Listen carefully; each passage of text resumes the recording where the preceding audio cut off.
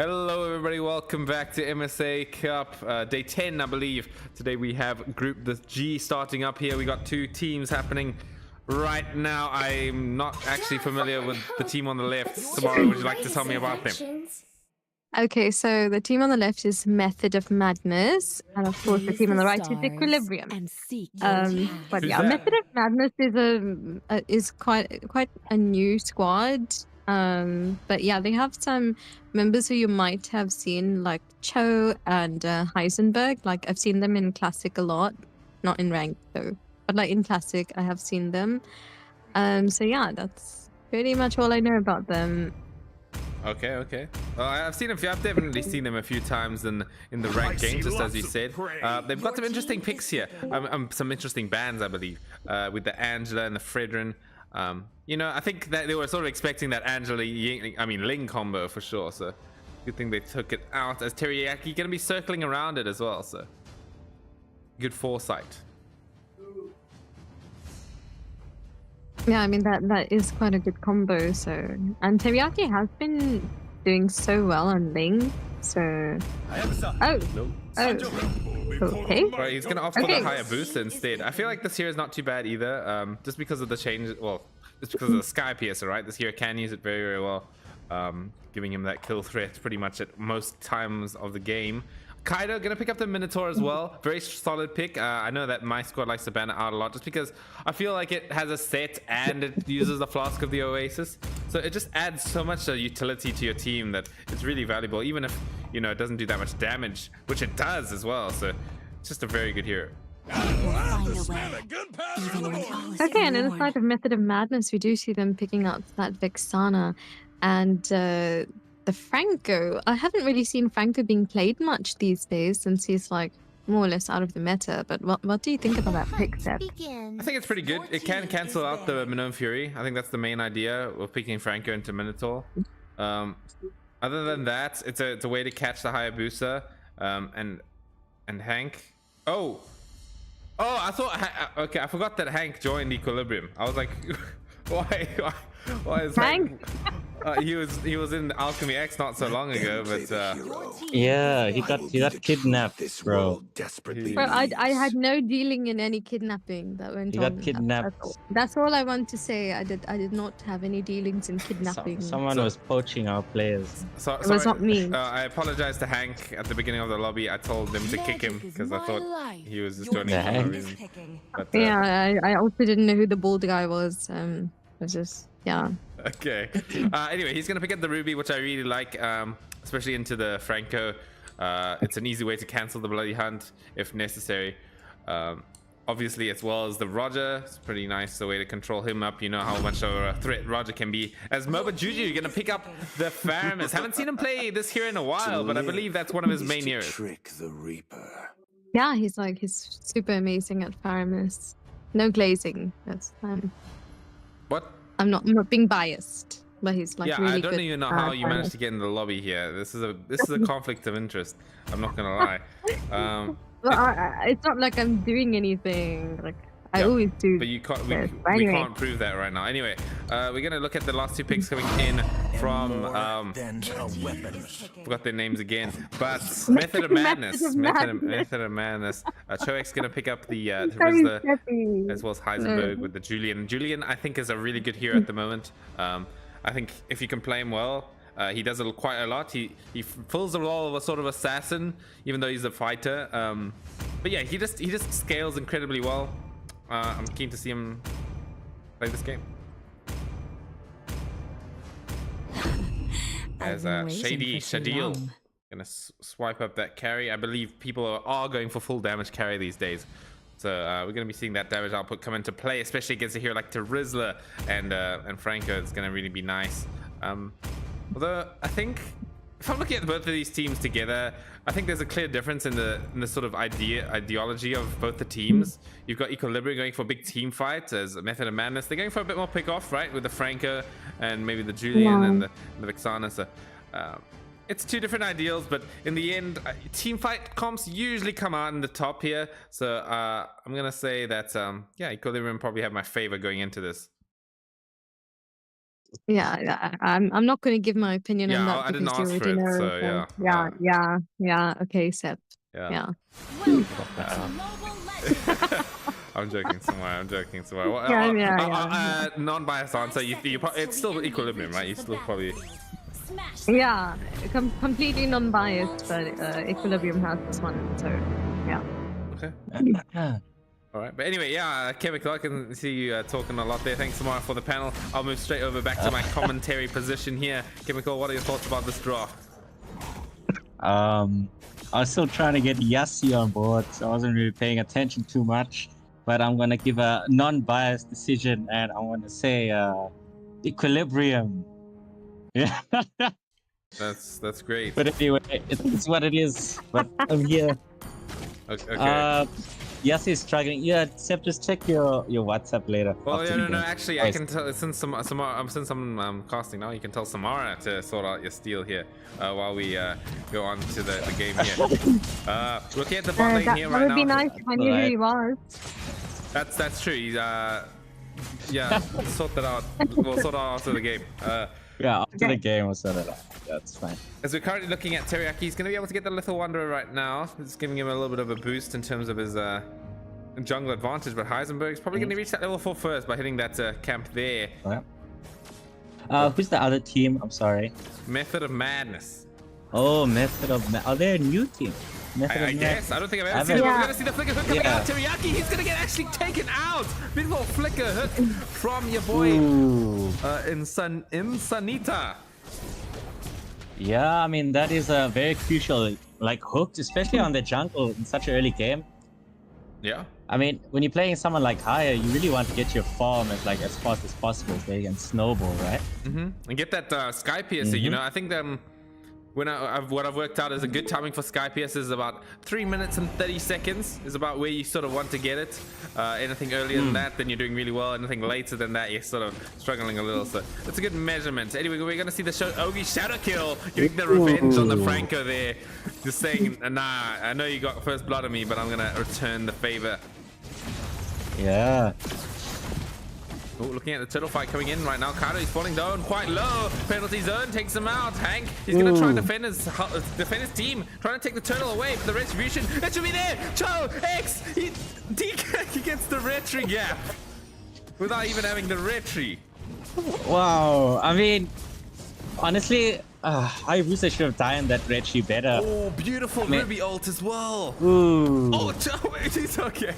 There's no way Hank lives any longer than that. He was dodging Charisma skills left, right. But yeah, beautiful play by Cho. Yeah, we have to give this Rizzler some credit there. He gave his team a lot of space. Even got the turtle and the kill on the Ruby. I mean, he's doing a good job. Yeah, as we're joined by Jake. That's not your steal, unfortunately. But yeah, Rizzler, very well played. Takes the turtle, gets the kill. Unfortunately, Hank did get the kill onto the who was it? I believe it was the Julian. So that was a good kill for her to get. But it's still, yeah, you know, boosting the Rizzler's game. Here is still the core position as we're looking at. A bit out of position there. Yeah, and Sanita, he's gonna get taken out by the Ogi Shadow kill by Teriyaki and the gang. Nice and easy kill for themselves there. As yeah, I mean, this game's still pretty even, I would say. Yeah, still pretty even. I mean, I guess that crucial hook on that Hayabusa early on didn't really have much of an effect since Haya already picked up 2 kills. And I think it's both on the Franco. Yeah. Some payback. Yeah, they're making this Franco feel a little bit iffy about the whole situation. As we're looking at the Hayabusa going in for the straight what's it called, the Hunter Strike instead of the Sky Piercer, which I think is fine, right? I think having a core item before the Sky Piercer is definitely not a bad option at all. But Julian actually going to be going for the Sky Piercer himself quite late, right? To remember when I was talking about, you know, 3 minutes 30 seconds is sort of where you want to have it at. You know, it's already 4 minutes and he's just finished it off right now. So he's a little bit far behind, you could say. And Roger also picked up the Sky Piercer. Yeah, I mean, it's a Sky Piercer meta now. Everyone needs to pick up Sky Piercer. I wouldn't be surprised if Franco picks up Sky Piercer. Yeah, that's I don't know about that one, Chief. But anyway, we're gonna look at the turtle coming in here. Method of Madness, they're managing to get a good sort of position being held at the moment. We'll look at the Bloody Hunt coming in on some over Juju, but does have that Nether Realm to work with if he does get into a bit of danger. We're gonna see the No Fury comes out with a Nether Realm. It's not gonna be too much happening so far, but they are gonna get one kill onto the Franco. As now we're looking at the engagement here. Kaido goes in, gets the stomp onto Neo, and a kill coming in from Moba Juju. Toyota trying to 1v9 this whole engagement. Gonna be able to get a kill. Will he be able to get out though? He's gonna start running. Oh, but the penalty zone, it's gonna cover his back. Maybe it's gonna be enough for him to survive. I think it will be. But now Cho, he's probably gonna have to pay for it. As now, Heisenberg also being quite aggressive. Oh, but there's the hook. Is that going to be a kill, though? I don't think Heisenberg is going to be able to go near him, as the turtle's probably just going to go into the hands of Equilibrium in that engagement. But a pretty hectic team fight. Yeah, it was pretty hectic. I like the zoning that Equilibrium does in the beginning of the team fight, and we see the Vexana is on the floor sleeping. Yeah, good night, girl. I'll see you tomorrow. You know that meme by Too Mad? No, I don't know. I don't know. How does it go again? Okay, I'm not even gonna try to remember again. Okay, anyway. I'm sorry. No, that's fine. As we're now looking towards the hunt, the Blade of the Heptases coming in from Teriyaki there. They're not going for the Sky Piercer at all, I believe. So, you know, I feel like the item's too strong, right? You need to sort of build it. But Hank in a dangerous position. Yeah, he doesn't make it out of that, but it might be a trade, right? Toyota, he's getting gone on a little bit here. Moba Juju, I think he's lagging. Ooh, that's unfortunate. Would they be requesting a pause here? I don't see any thumbs ups, but you know, at least he has a short respawn. Yeah, I guess so, right? It is a fairness. To get the stacks, he's like, I think he's back in about like 5 seconds, 10 seconds or so. 10 yeah, seconds, looks like he's good. Looks like he's good. As we're now looking at the jungle raid coming in onto the blue buff right now, so he's going to try and defend it, but I don't think he's going to be able to approach it too much. Yeah, it's a Equilibrium that are in the lead right now, right? It's they've sort of established their dominance. They're looking to maybe push even further with it. Yeah, definitely. Like they're playing in like the aggressive game here, surprisingly. I mean, I guess with the Faramis, right, you can try and make those aggressive plays, but you technically have like a second life. As Kaido is hunting around, looking for the angle to go with the Gnome Fury, but Moba Juju gonna try and go in, but they're playing very safe on this top lane coming in from Method of Madness. But the turtle fight should start about soon. Teriyaki might want to try and begin with it. So he's going to sort of harass this Minotaur a little bit, trying to get an angle to go in with that penalty zone. Does have the flicker available as well, but I don't think it's going to be that easy, as Teriyaki will finish off the turtle. Yeah, I mean, this was a surprising turtle for me because Franco was actually clearing the lane up top. Oh yeah, we're looking at the fight here. We're going to see Moba Juju taking out Heisenberg. With the help of that Ogi shadow kill, made a nice and easy job out of it. Yeah, I mean, Heisenberg isn't really having the best time. I mean, someone with like that hero, what's his name? Julian. I mean, with Julian, you're supposed to be having this lead in the early game, right? You're supposed to have this snowball advantage. But that doesn't seem like the case. Yeah, I mean, that's fair, I guess.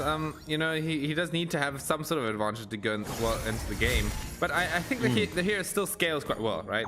He has a big damage on like his basic attack late game with the Stadium Sight, so it can really show once you have a few items. But yeah, it helps to have some sort of advantage over the enemy as well. And you know, it's not all about the scaling when it comes to it. Yeah. But talking about the scaling, I feel like Equilibrium still have this one in the bag, right? Their late game comp seems a bit better with the high boost and the carry. Yeah, the high boost and the carry. What comes up by Senita. Gonna go in. Teriyaki being really aggressive with the shadows. But Cho, he's gonna be able to hold his ground. As the Eternal Guard drops on the floor. Not gonna be able to do too much though. Doing quite a decent amount of damage to Equilibrium right now. Here comes the hook with the suppression. It's gonna be kind of getting taken out. There it is. The Nether Realm, it comes out a little bit too late here. Teriyaki, he doesn't have any shadows left. He's gonna be kind of in a difficult position, but he's just gonna be able to walk out straight away. Moba Juju pulls back basically 3 people. It's gonna be an easy, clean fight coming in from Equilibrium here with a little bit of recall action on top of it. Wow, that is crazy. Did you see that second or first kill from the friggin' farm is Yeah, killing the that- enemies back? Yeah. Pulled in like 3 people, dude. That was really insane. You can see that Momojuju Yeah. definitely knows what he's doing on this hero. I mean, that seems to be his main hero, right? Am I right? Yeah. Faramis? I think it's Faramis and Valentina, right? That's what people mainly know him for playing. He has sort of branched out with a few other majors, but you know, back when I first like sort of learned about this guy, he was playing Faramis and Valentina, right? Yeah. He plays a very mean Faramis. I mean, Teriyaki is also doing a very good job on this Hayabusa. Yeah. He's definitely doing a decent job. You know, Without the Sky Piercer, bro. yeah, I feel like that's fine, right? I'm just going for a sort of traditional Hayabusa right now. I feel like it would have definitely been better with the Sky Piercer, right? Yeah. But you know, it is what it is. Go for your comfort, I guess. As we're now looking at their lord, it's gonna be charging down the mid lane. Not gonna be enhanced though. It's not gonna be able to charge the tower. But Equilibrium, they can definitely get something done with this. They've got both side lanes pushing Yeah, down. definitely. They should be able to get us another side lane high ground tower maybe. Well, it won't be that easy.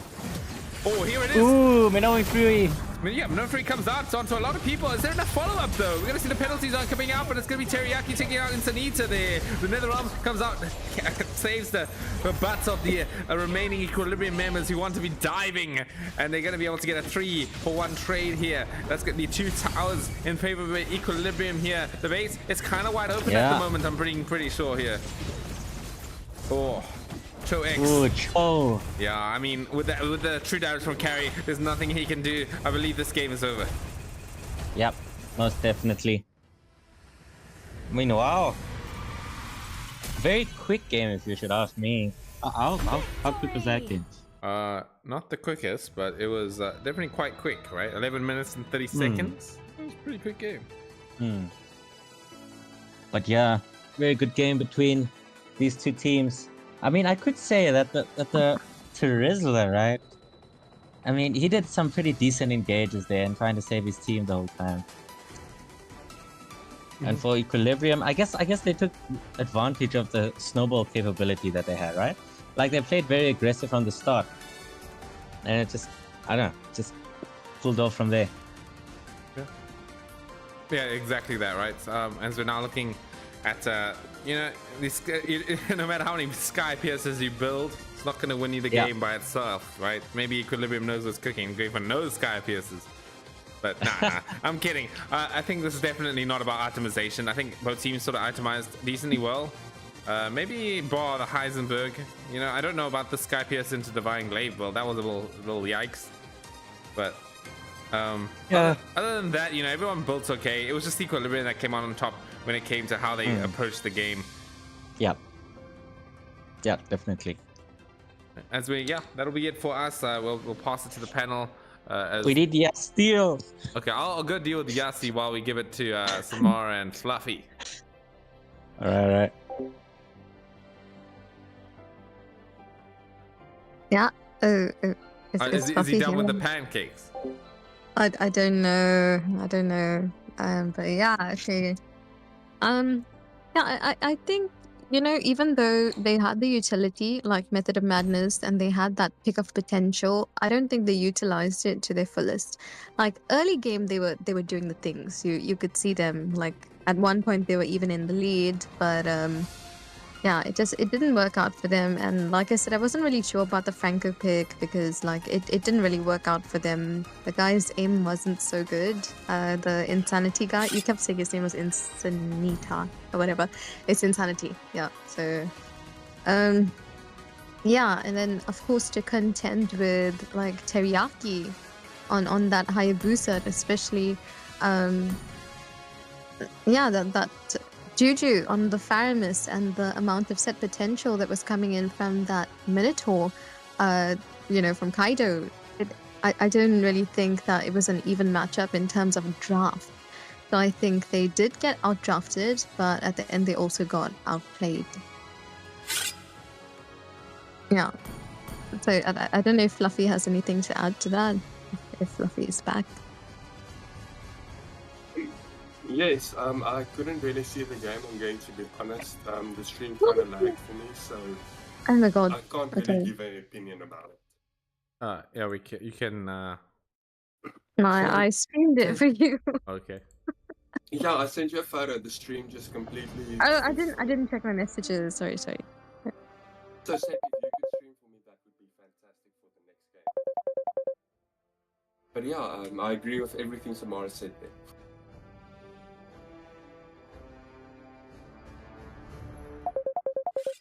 Okay, well, back to Seppi, who's also muted at the moment. He went to get someone named Yasteel to pass. Yeah, we sorted out. Hey, we didn't sort this out. Now, come, answer. Did you finally manage to get hold of Yasteel? Well, he's in the server. It's just, I don't know. I have no idea. He's like locked. Like he can't join. It's like locked. Everything's locked.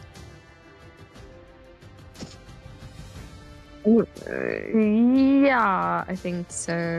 Yeah, How am I in here? Wait, I'm checking new arrivals. Is Riz him?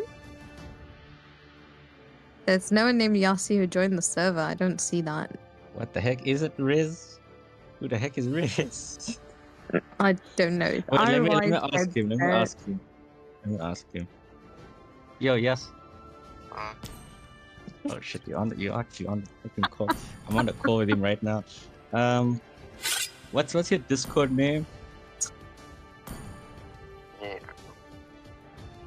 Yeah, what's your Discord name? What do you... Small Y, yeah. It's like it's Yassi. It's small Y Yassi. Yeah, Seth said you got a commentator role already. How did you? Why is it still locked? I'm not check the Discord again. Oh no. I restarted it like 10 times. Just check it. It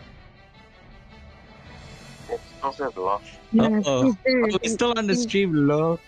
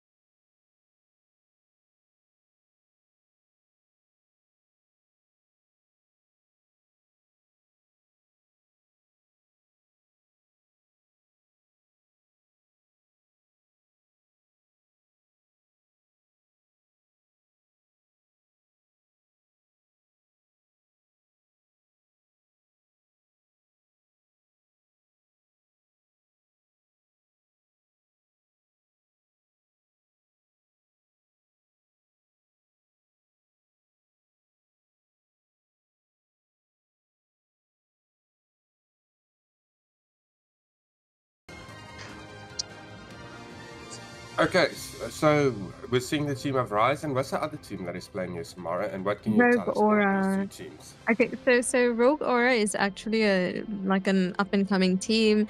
They literally just put together a team to enter MSA. So like dedication, yeah. But they have some members that most of you would probably know, like Trauma and Grey and Nightshade. These are people who we've known from other squads, but of course, since they left other squads, they just made a group and yeah, so they're joining the tourney, and I do know like Mr. Grey is he's a really good assassin player. I know Nightshade as well is a assassin player, so I'm not really sure how they're gonna work this out. But yeah, there's pretty good teams playing here tonight. And Yassi, do you know anything about these teams playing here? Yeah, I know Trauma, if I'm not mistaken, he was in our squad before. Yeah, I remember Trauma as well. So Yeah. what do you think of these two squads? Well, I What think is it? Rise is generally a pretty strong squad. They have some really good players, really good assassins. I'm not too sure about the R squad besides Trauma, so it will be interesting to see what they come up with for synergy. Yeah. The Yeah, I R can agree squad with is you. Rogue Aura. Yeah. Oh, okay. We're not going to remember that tomorrow, I'm going to be honest with you. Okay, but we are jumping into the banning phase. So what bans do you guys think we can expect here? What is now the South African meta to ban? For honor! Well, Yeah. Tigreal, Your team Mostly is set missing tank. Biggie also. Okay, the Tigreal Yeah. ban, like Yassi said. Probably a Minotaur ban, maybe? Atlas, I don't know. No, Yeah, no one maybe really another bans signal. Atlas anymore, to be honest. Since no one really plays Atlas. But yeah, we normally see Tig, Minnow, Minotaur. yeah. We'll finish And off then what was we left sometimes see undone. supports being banned out, which yeah, like a lot of people ban out Angela, but I don't think we're gonna see that here. Yeah, but it doesn't look like any target bans coming in at the moment. Yeah, I think it's kind of hard to know. Like the Everything R team, engulfed which in tomorrow we might flames. have the name now again. Rogue Aura. Rogue Aura also banning out the Valia. I don't think Rise maybe knows as much about them since they are a new squad, like you said. And Rogue Yeah. Aura probably been focusing more on training together as a squad than has been Where there is focusing on their light, opponents so far. there are But the Loy also Yipa is still a shadows. very good mage in my opinion, even though Alt did get quite a nerf. But yeah, Let still them play very the good. hero. And the YZ first I pick will from be the Trauma. truth this What do world you guys think of the desperately Yuzong as needs. a first pick? Yassi, I'll give it to you first to give an answer there. I've seen Trauma on the YZ quite often. I'm surprised he didn't go his R lot, to be honest, because it's also pretty dangerous and pretty good pick right now. But I think the YZ is also a pretty decent pick overall. Tomorrow, your opinions about it, and what do you think are they going to pick to counter the YZ? Your Okay, so as I've seen, especially from like recent matches that I've played with the new equipment and stuff, Yuzong is so OP. Like his lifesteal is so good, and his defense is also so good. Like he can literally like 1v3 or so. But he does need some support. But yeah, I think that is a very good pick. And also coming in from the side of Rise, seeing that Gatot and the Bane. I haven't really seen Bane being played much in like tournaments, but yeah, he is making a bit of a comeback here. Yeah, I see the Bane and the Gato pick. I have to say, something that I really like is the Xavier pick coming up, right? So with the new adjustments, with the new item Temporal Rain, in the late game, Xavier literally has with his ult cooldown and with that special ult of his, you have no cooldown on your first and second skill. So when your one circle thingy, I can't remember the name of it, the one circle thingy runs out, you can immediately place another one, which is so strong. Like you can make sure the enemy never gets close to you. So I really like this pick. We're seeing the higher boost again. I didn't see a lot of the previous match being played, but I know that the side of EQ, if I'm right, Teriyaki picked up the Hayabusa and did quite well on it, even though he did suffer a bit in the earlier stages. So maybe that's something we're going to see again. Hopefully we see the Sky The Fiesta like night Chemical sky wanted. tells all. Your team is And we're seeing the Martyrs and Esmeralda bands as well. So Yassi, what's your opinion about these drafts so far? Anything you would change? Anything you prefer from either side? I'm not a big fan of blue buff dependent assassins, just because once you start losing sort of a little bit, they can just snowball and really take your blue buff, and you sort of just have to try and pick off easy It's the kills. proof that And I'm it's kind of still hard to alive. make a comeback until you have your buff again. I am more But than I a like weapon. the Brody. like blood. I Your haven't seen team that is much. picking. And yeah, I think also the Irithel, I haven't seen much. So they're playing quite old meta heroes, I'd say. But I think the Brody I will think it's probably more like beat comfort the... picks. Yeah, probably. Yeah, because like I know Mr. Gray is an amazing Julian. He's always loved playing Julian. He did say that he wants to be like SA #1 Julian this season. So like yeah, I guess he's using this tournament to get some practice in. Hope will find a way. And I do like the even when Carmilla all is pick. forlorn. I don't because I'm I'm a bit biased towards Carmilla. She's my favorite hero at the moment. But yeah, I do think she's gonna be really good here. Yeah, two amazing drafts coming out. We're also seeing the Vexana pickup coming out for the last big year of Rise. So, Yassi, I'm going to ask you, who do you think is going to take the game? Because I'm not going to ask Samara. She will be very biased with the Carmilla pick. So it's going to be like a Sep with a Joy pick. So I'm not even going to ask. So, Yassi, who do you think is going to take this game? I'm liking the Rise lineup. I think they're really strong in team fights and even individual playings. So I think I'm going to say Rise for this one. I think I'm going to go for Ghost Aura. I think that's how you pronounce it, Samara. Rogue Aura. Rogue Aura, whatever. Sorry, I didn't mean whatever. Rogue Aura, very important name right there. I love the Xavier coming out. I think probably the best mage in the meta at this current stage. Yuzong, very strong in lane. I think he's going to demolish the Bane. And I think if Julian gets a head start, he could just do very well against this Hayabusa. But yeah, we'll give it up to our two commentators for this match, Chemical and Rico. And hear their opinions. Yo. Yeah, Chemical. Okay, what can you say? Sorry, I'm just eating a sandwich. Oh, very nice, very nice. For me, it's, I don't know. The drafts seem part of 50-50. I mean, in terms of XP, I see the Yu Zhong actually winning that, in my opinion. And I think for gold, Brody should be able to take the advantage. But in terms of team fight, I thought there was going to be a kill there, right? In terms of team fight, I say I'll actually give it to, I have no idea. Maybe Rise. I think Rise has better team fight potential. Yeah, I would agree, right? The Gatot, as well as the Vexana, these two of these heroes can do a lot with the Bane as well. The Deadly Catch can hit a lot of people with that ultimate, so can be done. Yeah. As for the top lane, yeah, it's probably going to be Brody, Echo. He's probably going to be taking the W when it comes to the lane specifically. But when it comes to the game though, the Irithel can gap close against the Brody and burst him before he does a lot of other stuff when she gets items. So we're just gonna have to see if she gets to that point. I mean, Irithel is that kind of marksman that can really make a difference in the late game, right? Yeah. I mean, it's very hard to catch her, especially does she have sprint? No, she has the purify, but even without it, I mean, oh shit, I thought she was dead. The fact that she can shoot while moving around, it's like very hard to catch. Yeah, it's a good advantage for her to have. As we're looking at the gang coming in from Fury, a bit failed one. A bit of a failed one, as I was saying. Didn't really manage to catch her with the shadow here. Just giving her some harass, making sure she's not feeling safe in that lane. Yeah. Oh, we are seeing Mr. Gray here with big no damage coming kill. in. Oh, big damage coming in from Hachi. As well as the rest of his team, as we're now looking onto the kill onto Wave. It's gonna be a double kill coming in for Hachi here. A beautiful start to the game coming in from Rogue Aura. Yeah, I mean, that was a beautiful gank there coming from the Julian. I mean, he really does come online earlier than the rest,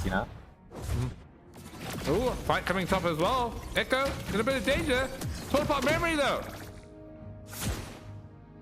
Not going to be enough, but Xavier's chasing with a sprint. He's going to be able to get the kill. All right, all right. Sorry, That's there's a bit a of a- piece of sandwich in my mouth there. I'll try and finish it quick, guys. My bad. Okay, you got this, man. Just shove it all in. Yeah, it's going.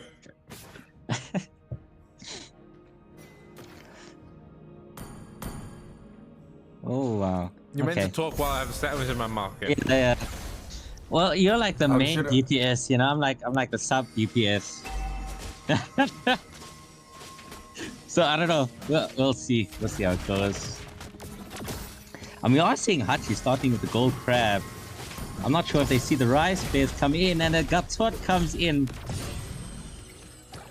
All right, nothing too much happening over there, I guess. But we are seeing Mr. Gray on the same camping position as he did last time.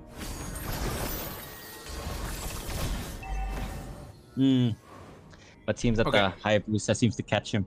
Okay, it's all down now. I'm focused. I'm focused. All right. Yeah, the Hayabusa having a bit of a difficult early game, right? Usually you see the Hayabusa's getting some nice kills onto some marksmen, you know, with the Shadow Ogi kill. Not really happening right now. He's 0-1 and 0. So Yeah, I guess if you're playing someone like Haya, I guess snowballing early is like a bonus, but it's really important to get those items first, you know? oh, big Xavier damage right there. Oh, gonna land onto pretty much 4 people here. We're gonna see the Black Dragon coming in from Trauma, getting the kill onto Sirokaki. So, you know, Rogue Aura, you know, they were coming in as the non-favorites, and they are owning this early game. Yeah, I guess because their squad isn't as popular, and you're seeing the Hayabusa is alive. He's almost with the dead. snipe. Oh, Xavier almost getting in with the dawning light. Nice attempt. Yeah. And now we're looking into the middle lane here. The turtle spawning up about top. So it is going to be Rise Echo. Needs to get back to his lane here. He's going to miss out on a few minions. Yeah, it looks like it. I mean, I don't know. As a marksman, helping a team out in the early game shouldn't necessarily be a priority, right? I mean, you should really aim for those gold. It's very important as a marksman. As an look at the turtle here, he's going to get the retribution. It's going to be Mr. Gray. Gets the nice and easy retribution. Curse of Blood committed by Hachi. Doesn't really land on anyone though, so that's a team fight ability down. I mean, I feel like Rise, they need to have seen that. And maybe looking towards making their own plays. We're now looking at Trauma going once again with the Black Dragon Ball. He's going in, my brother. He wants that kill. I guess made for an XP lane, alright? I guess it's worth it, but not in this situation because he really left his bottom lane like really exposed there. Yeah, and he's baiting his team into going in war, dude. Like, look at this. That's gonna be 3 kills already. That's gonna be 4 kills already, just because of that one play that Trauma made. So that was a huge mistake coming in by the Yu Zhong, losing his lane and giving the enemy team quite a lot of kills. I guess if you have a teammate like committing suicide, you know, you shouldn't necessarily follow him. Yeah, but you know it's a team game. You know you want to be brothers with your ally. It's like we died together. Yeah. Well, I guess. Well, if you lose together, that's another story. Yeah, for sure. But yeah, unfortunately for Rogue Aura, their lead sort of got hindered here. I mean, the gold lead is completely equal right now. Sorry, I just need a few minutes. No, it's all good. I mean, the gold lead is completely equal at the moment, so it's really a big throw when it comes to it. But we are going to see Mr. Gray is going to be able to get a kill onto that Bane here, as we're now putting into the bottom tower. But with 4 people available, but there's also 4 people in the top lane here. They're going to try and hunt for Zero, but I don't think they're going to be able to find him.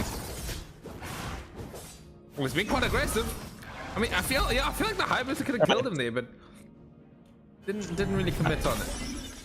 All right, sorry about that. My parents told me to keep it down.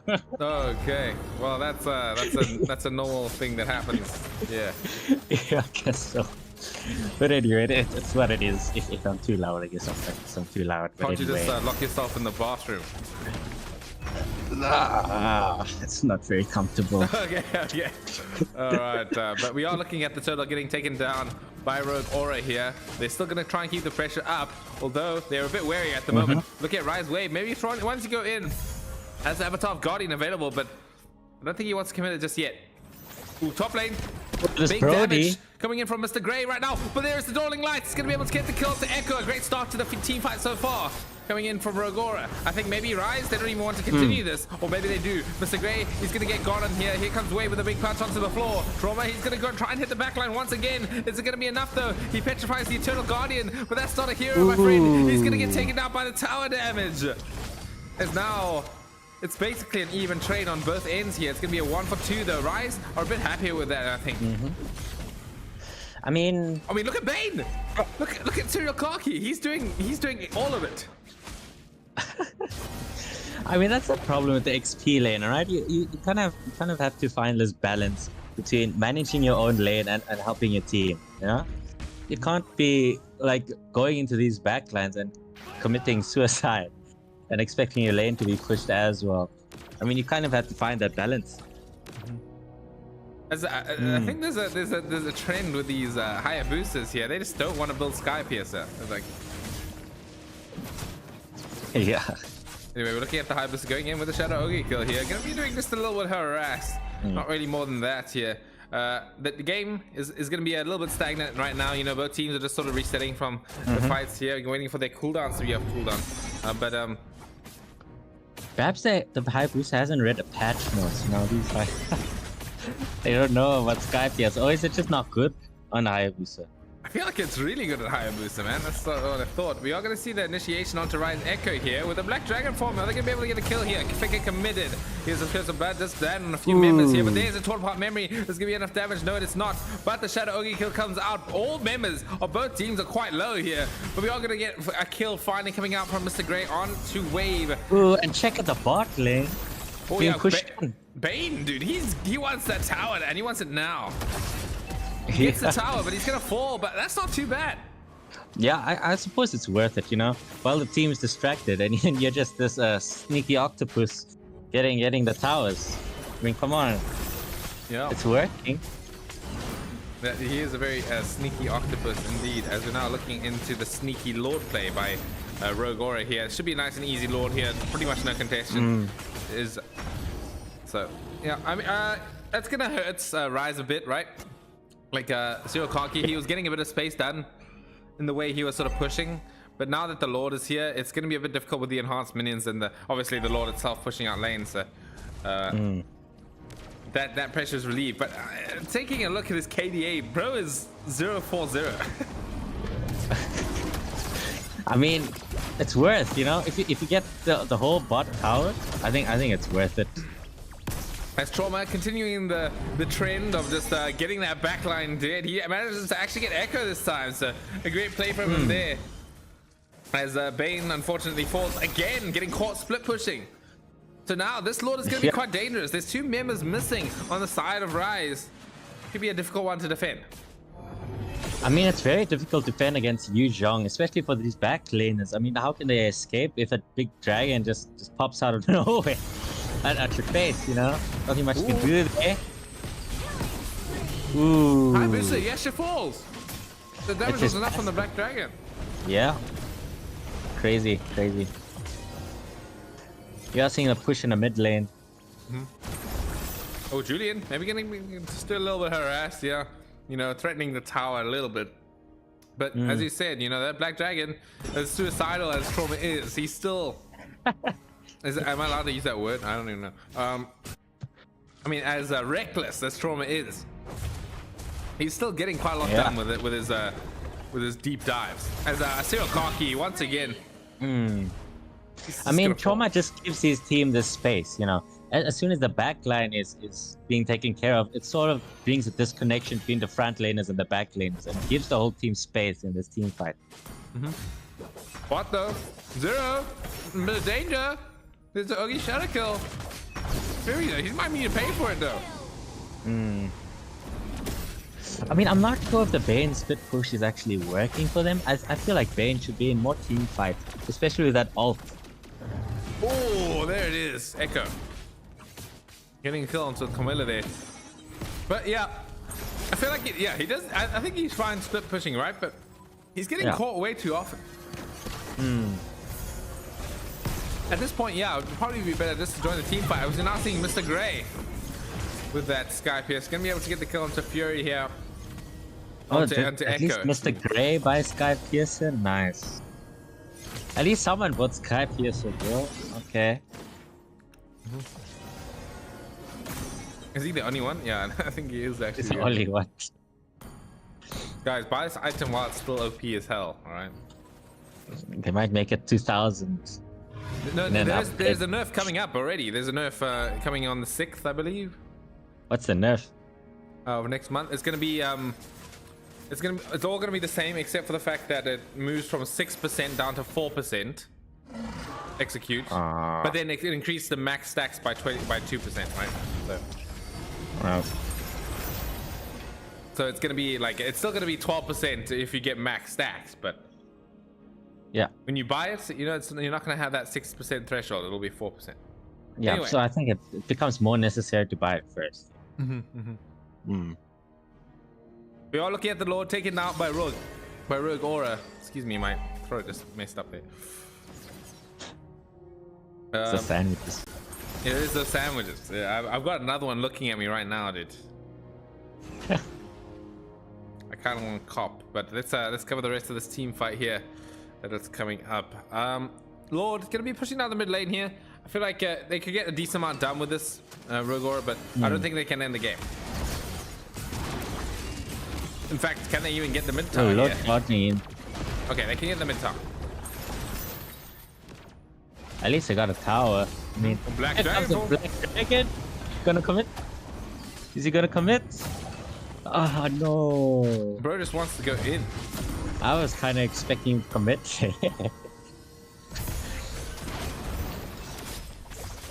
Oh, excuse me. The patch has already gone through with the Sky PSA, and that makes sense. Anyway, we're gonna see the Shadow Ogre kill going in. Oh, there it is. The Curse of Blood onto 2 people. It's gonna be enough though. We're gonna get the kill to Echo on the sidelines right there in the top.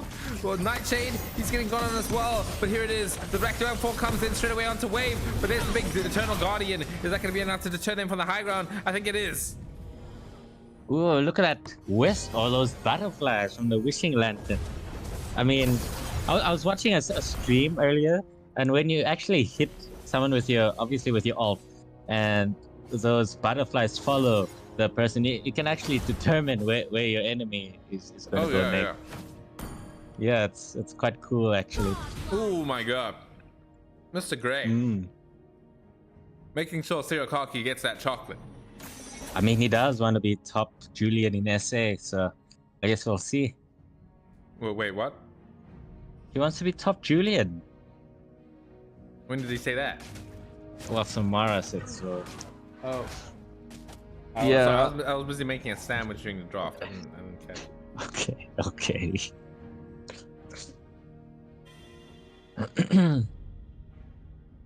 Okay, we are seeing a bit of a split push here coming from the Yu Zhong. Yeah. I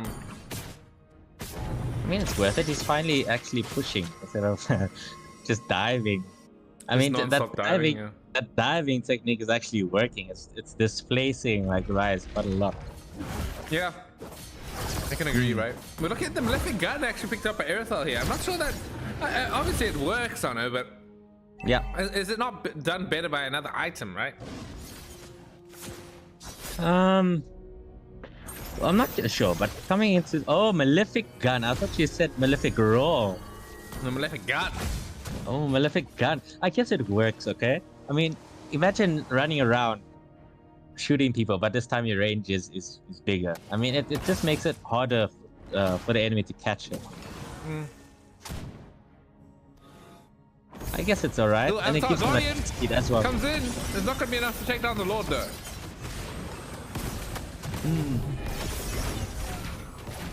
Sorry, I was eating the sandwich again. I really need to not eat while I'm casting. I'm sorry. I'm so sorry, bro. But we are looking at the top lane. Yeah, Echo getting a decent amount of damage done to the top tower. Not going to be able to live through it, though. But Rise are playing the objective game here.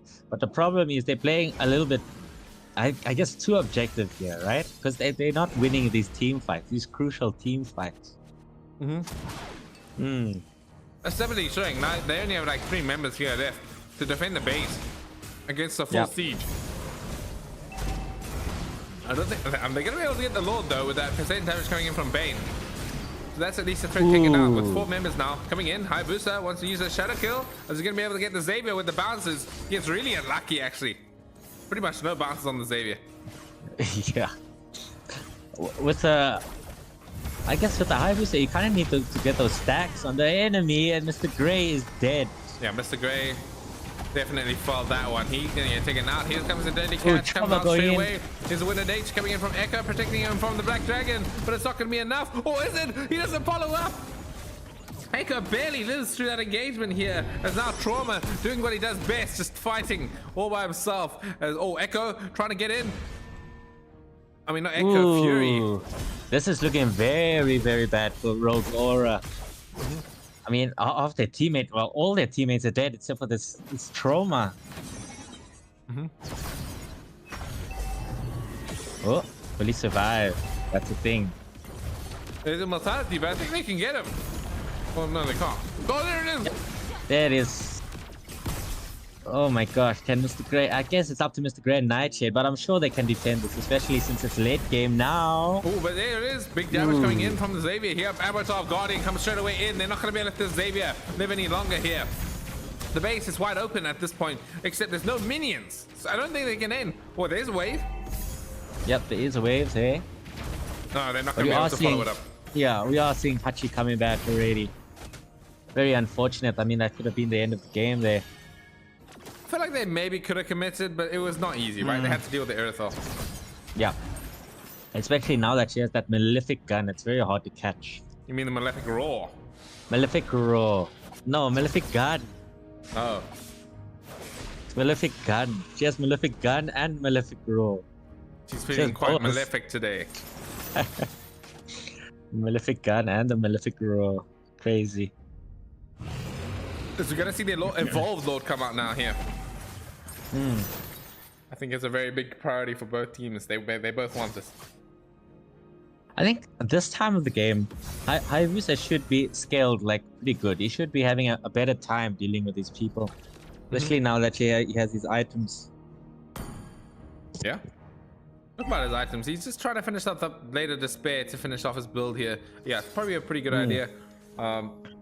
Bane going for the Winter Crown. I quite like that item on him. You know, he just kind of looks like trying to do a chocolate speed run. But Hayabusa, if you're watching this, man, please sell Blade of Hepatitis and get freaking Sky Piercer, man. Yeah. Come on. Is he now going to see the Avatar Guardian along with the Black Dragon Ooh, come Trauma out? But it going is in. going to be that Lord getting taken out by Fury over here. But the team fight starts up here. We're going to see the Black Dragon form. He's going to be able to get the kill onto the Brody there. Beautiful kill coming in there as well. But Fury, he goes in, but he's not going to be able to live much longer. It's Look going at to be Serial 4. Oh, but Bane! Serial Kaki! He's going to get chocolate, but he's going to be able to have all the building damage. That's what he was trying to do, and he pulled through. Look at that beautiful chocolate man. Oh my god, what a game. You'd expect a Claude to do that, not a freaking Squidward, bro. No.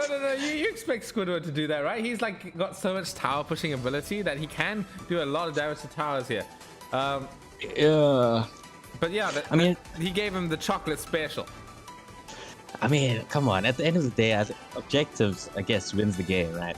I mean, Rogue Aura was just very focused on these team fights, especially Trauma just going in and doing a very good job, by the way, in hitting these backlines and causing chaos in the team fights. But they kind of like forgetting that there's a squid, you know, on one of these lanes, basically pushing these towers. Even though he's getting chocolates, I mean, he's getting the job done. Yeah. And I guess that's what Rise just won. That is exactly what happened there. Very entertaining match coming in from Rise and obviously Rogue Aura here. But yeah, that'll be it for now. We're going to give it back to the panel to discuss what the hell we just watched. Yes, that was my exact thoughts. I'm going to be honest with you.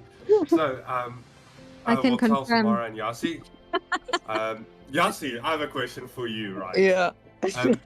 So we saw the Rogue Aura 16 minutes in. Mm. 2 versus 5 with the Lord pushing on base. What do you Mhm. think went through their minds deciding to farm there? Do you think it's a bit of a miscommunication? Do they want to end? I have lots of questions for these teams because I want to understand the Cloak of Destiny on the Xavier, which is the 5th item. You know, I want to understand the Malefic gun. Yes, Agassi, tell me. this was probably the weirdest fight I've ever seen. Because on one hand, you have one team going for fully objectives and the other team going fully for fights. So it was kind of interesting to see which team would come on top. And I think it's proven that objectives win the game, you know. At the end of the day, I think Rogue Aura was too focused on killing instead of actually pushing, you know. Because Trauma dealing all his damage, at the end of the day, his whole lane was taken, like, just gone in under 10 minutes before the first Lord. So I think that was a really big game changer that the Squid could actually just come in and end the game while they just focused on fighting. Yeah, I can agree with you there. I think basically Rogue Aura, my honest opinion, I definitely think they outdrafted their team. I think the draft is better in my opinion. I just feel there was a bit of miscommunication. Like they weren't communicating. Okay, let's send this guy back. Obviously, we can see they're pushing, right? Yeah, You have I 5 think people maybe because communicating. they're sort of a new squad, their synergy is not as great as Rise or their communication. So I'm sure there was some miscommunication because even when Yuzhong just jumped in and pretty much killed himself, the whole team also pretty much followed him, you know, instead of just backing away and regrouping or something. Yeah, I can agree with you there. Samara, let me ask you something. Because we all Okay. watch the same game. Yeah. I can hear Samara's enthusiasm right here, guys. So, Samara, what would you say you would have done differently? Or what would you tell your team? Like, you are Rogue Aura. You're obviously, we know you work with EQ, you play with EQ.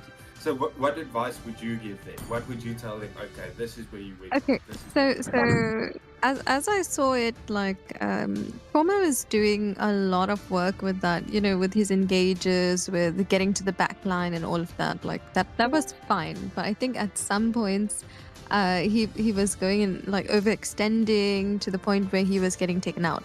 But to an extent, it was sort of working. Mr. Gray was doing like most of the damage, and like I can't really tell him much because you know he's a really good player.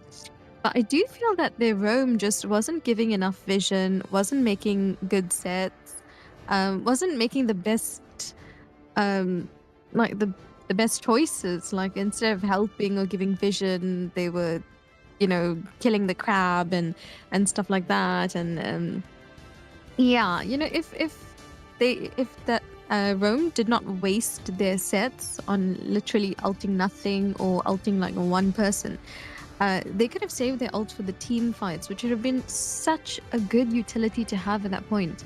And I think that they would have done so much better if they could have just gotten those sets in. But at the same time, even though they were in the lead with kills, it didn't really seem like they were prioritizing turrets and you know, like actually pushing, split pushing, freezing lanes and all of that. So I think they need to work on that a little bit more. Yeah, that's all I'm going to say. I think it comes down to the experience of Rise, knowing at which moments to go. And okay, we're going to push. It's just experience as a team, because if you've been playing together, yes, you know, okay, nothing is unwinnable. Everything, there's always a chance for us to come back. This is why these teams have been playing so long together. They know each other quite well. So I think that is probably where the biggest difference come in. I hope personally in the next game, let's talk about the next game coming up, right? I won't complain about sorry guys, I'm very upset for seeing the Cloak of Destiny on Xavier, and I think Malefic Gun only works for one hero in the game, and that is Layla. I personally don't think it works for any other hero. Samara, tell us about the team facing Rise now, and then we can hear what Yassi's thoughts about them, and if he does know them as well. The team that's currently facing Rise is Asiatic Cheeks. Used to be an all-female squad called Asiatic Chicks. But then, of course, they let in males, and so they changed the name to Cheeks. But they're a really good squad, made up of like all Asian people, I think. Yeah, I know the requirement for entering was supposed to be like, you have to be Asian. But yeah, I'm not really sure if everyone is Asian, but yeah, it's an Asian squad. Oh They have shit! really good I players. should join that squad. Are you Asian? Language, please. Yeah. Should also. Oh my god. Okay, Oh, mine- let's hear from Yassi. I never said anything. Chemical will be ignored here. Yassi, let's hear about you, about the All Asian squad. What do you think? Do you want to join? Is this your next plan? Yeah, this is my Your team is my banning. backup plan. Now we have to reset, I guess. Okay. If any Yeah, of the these 5v4 people, coming squad out members right are now. watching, you can see that they don't have any loyalty and just want to abandon you. So yeah, just take that into consideration. All right, I'm assuming this one isn't Your counting. team is banning. Well, my honest opinion of what happened here is, How right? did that happen? No. Asiatic Cheeks saw Rise's previous game, guys, and decided, you know what, we feel comfortable going 4v5 here. Yeah. Oh my god. And why are they taking so long to You should ban be and stuff? ashamed for not To get it trusting over and yourself. done Is with. banning. Oh my god. Okay, it was not me. I did Okay. not start the lobby. I didn't make the lobby. Because I Okay. saved my Okay. nation But from looking falling at the apart. Layla and the I Dora am band, moonlight, I'm that assuming breaks it's through it's not really counting. Demons Yeah, shall I bathe think in their everyone's just blood. choosing whatever. It The light doesn't belongs to the righteous. like please Yeah. choose Okay, but choose. I don't know. Chemical, can we give Yassi to explain us this raft and these first picks for us real quick? Yassi, what do you think of the initiation. bands and the picks coming out? Yeah, Yassi, we want to hear. What's your opinion? What do you think is going on here? I like the Angela ban. I always ban that chick because I hate her. Oh And my god. I think the Mia. Starlight of Your Pisces team is shines on Yeah, my I soul. don't really know what to say about Mia, to be honest. But I think we're going to see a double jungle here, which is always interesting, you know. Your team is picking. Can't really lose Lord fights and stuff. True love. Yeah, definitely. triple makes sense. jungle. Oh, the Yeah. triple jungle. Life is a game, and I decide how it's played. You know what? I understand this strat, right? You're making sure there is no retreat in this game. I'm going to today. I will at least try 5 times. Lord is My 10k kiss HP, not grants too you much help from my immortality team. We all just press or retreat death. same time. Yeah. This is going to Be be it the strat, family guys. or This is going to destiny. work. I don't really Um, like the Petrify and Gushin. I prefer the. Oh, there we go, the Richie. There we go. Body suffers. I know this is something Samara The would probably have spirit tried in blooms. rank so far. Samara, your opinion, since we do see the Carmella, but would you say you still prefer Asiatic Cheeks, even though they're going in this with a 4v5? And Samara has Sorry. I'm just messaging the group to assure them that we're not going through with the 4v5 because some people actually think that we're gonna go through with it. So yeah, just sorting out that, and yeah, we have to restart the lobby. So I'm just gonna tell them, and we're gonna just pause it, and so that they can all exit, or one side has to surrender. Let me just tell one side to surrender. Whoever surrenders first loses. English or Spanish?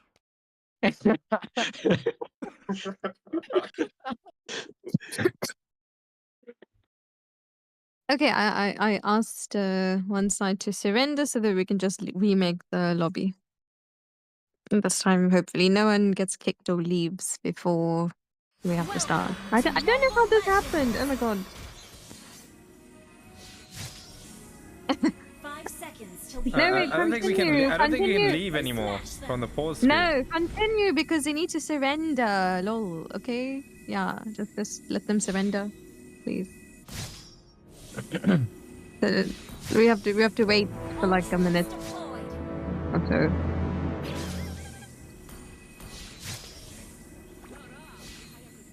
Wow, crazy Okay, fights but here. jumping into the game, let's I see mean, Seb they- and Chemical's going opinion straight about into this. it. All 4 jungles popping off with the first kill.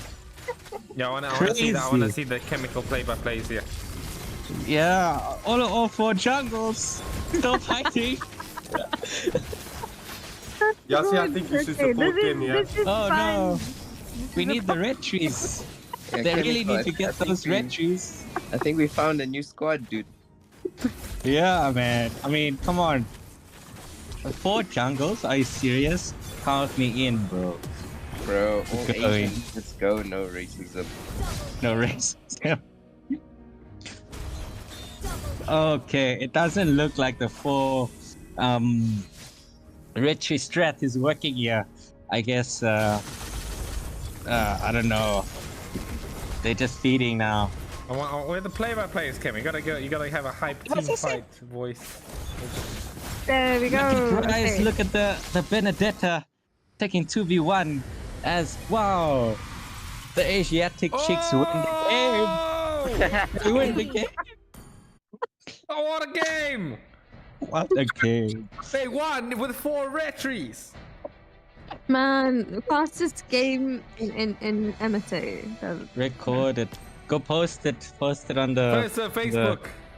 Yeah. on the Oh my results God. on the results Okay, channel. Okay. We Post it on Okay, Facebook. we Say need to easy start game fast. against Rise.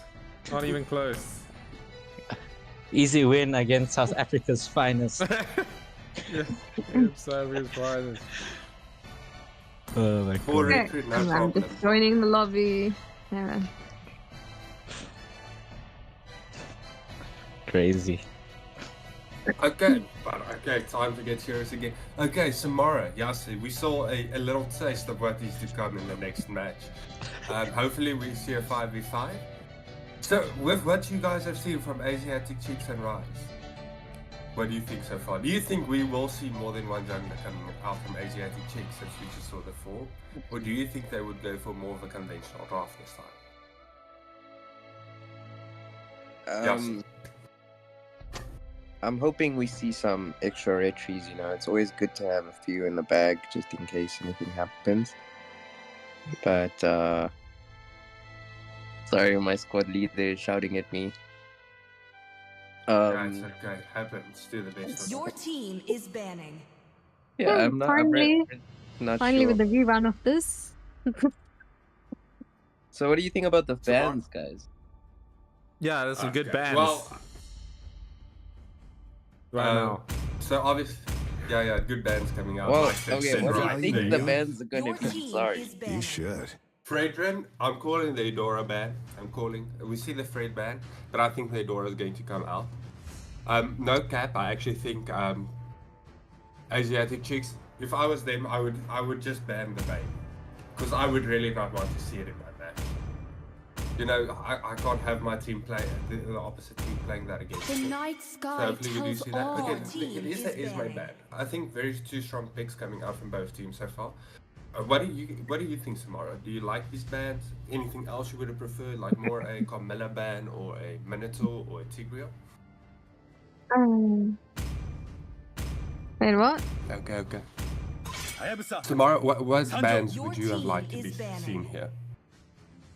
Well, Are usually you we happy get with like the set tanks good. being banned out, but yeah, I think these are more like, for example, I think they banned the Esme out because they plan to use heroes that have shields, like maybe the Borg or the Angela, or even the Matilda. And then we do see, yeah, Diggy being banned out, so that also shows that they plan to use something with set potential. And the Hayabusa being banned out because, I mean, as we have seen from the last few games, Hayabusa is quite a threat. So yeah, I don't think they want to contend with that. Yeah, definitely. I think maybe looking for the Martyrs Fist coming up. Yeah, I think that's a strong pick. Maybe going to the X. No, definitely going to the Jump. I like the Martyrs Fist pickup. We do see the Haya and the Diggy. So, okay, Yasi, what would you say? What would your counter pick be versus the Martyrs? What do you think counters this hero? Sniper ready. Give me a target. I think I'd go for more of a late game strategy because I've seen that Martyrs doesn't really do crazy amounts of chaos late game versus like a very strong marksman like, for example, Leslie, you know? So I think if you pick really high damage heroes that will just melt him late game before he can even pop off his ult or something. It'll really help, but I think also a Valir opposing a Martis would be pretty helpful, but they managed to pick it up. Yeah, as far as I'm seeing, the side of Rise looking like they're going for a very early game draft. Picking up the Martis, picking up the Valir, picking up the Arlots, all very strong early game heroes coming out from them. But then we see the side of Asiatic Cheeks going for the late game draft. Because Leslie, more known as a late game hero, Xavier, a bit of a late game hero. Graf, he's your tank, so it really fits in the entire game. We are seeing the Angela ban, which I do think would have been a problem if Rise decided to pick it up. But Samara, what would you ban? What are your opinions so far about these drafts coming out? But I think both drafts are looking quite good. But yeah, I do think that Rise is going for a more early game draft because I think they want to finish this quickly. And the side of Asiatic Cheeks, they are going for a more late game draft, and they also picked up that Grok. I don't really get to see Grok being played in these tournaments, so I'm actually happy to see Grok. I'm not sure about Execute Grok, but yeah. Execute Grok is OP. I don't know. I've not seen Execute Grok play before. Ooh, Seppi! Seppi, you're gonna love this. Oh my god, they picked up the joy, Seppi. Yeah, Where's Seppi? Yasi will give you the chance to give Seppi's enthusiasm behind the screens right now. You can explain how important that joy pick is to him at this current moment. Wow, this is joy pick. I really want to criticize how she plays, you know. Oh my god. It's my way or Yes, the yes, highway. definitely. Your team We are seeing the Ixia and the Phobius coming out. I think the Phobius more for like to counter the joy. So we're seeing the Arlot drone, which is quite interesting. It's not something that really pops up a lot. Seeing the Grok going to the EXP lane, I thought he would probably go there. Probably going to build more of a damage build, especially going for that execute. Minotaur last pick coming out. I just think it's going to help set up the chance for Joy to engage now that she has lost that CC immunity. But if you stun them all, she doesn't need the CC immunity. So, Yeah, Samara, I think Yasi, we'll hear- give me your opinions about these drafts. I think we'll hear what Seppi has to say about the joy, because I think he'll know best about the going into a lineup like this. But I really like the Phobius pick. I think he's really strong recently, and the Arlot. Okay, so you're going for the side of Rise, Samara. What do you Yeah, think? I also think I'm gonna give it to Rise. I think they do have like a really good lineup. But you know, it all does come down to execution. But like based on the draft solely, I think Rise has a really good draft. And if they play this well, they could be able to like end in the first few minutes of the game. So Okay, I'm going to disagree with you both. I'm going to go for Asiatic Cheek just because I think they have quite a good early game coming out with the Joy. 5 seconds And till the there's enemy reaches the battlefield. with the Joy, the Minotaur, and the Xavier and the Leslie for late. But we'll give it up to Paul Bell, which is Chemical, and Sepp Palger, Rika, to give us their opinions about this and to commentate this game for us. Who the hell is Paul Bell? Yeah, I don't know who that guy is. I'm not gonna lie. Anyway, looking at the drafts, yeah, I mean, it's pretty obvious who's gonna win this. I'm not gonna lie. I think Cheeks are gonna completely steamroll Rise here. The Martyrs early game, sure, it's strong, but you know that Phobius doesn't actually counter Joy that hard. Well, I'm really liking the Grok XP, bro. I mean, come on. I only play that thing in Classic, but seeing it like here in a tournament, it's crazy.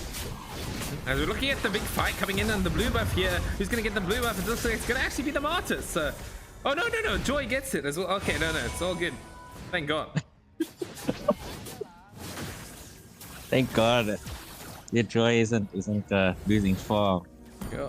I'm expecting to see some cool builds. I think I'm expecting to see maybe a Genius Wand to Sky Piercer by the Joy.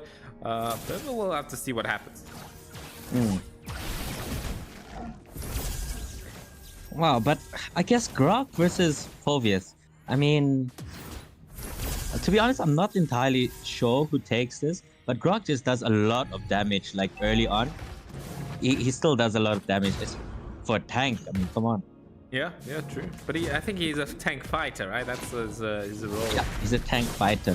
So now again, the fight coming into the bottom lane as well. Again, we might see the decimation coming out straight away in round 2. Goes in and gets the kill onto Danielle.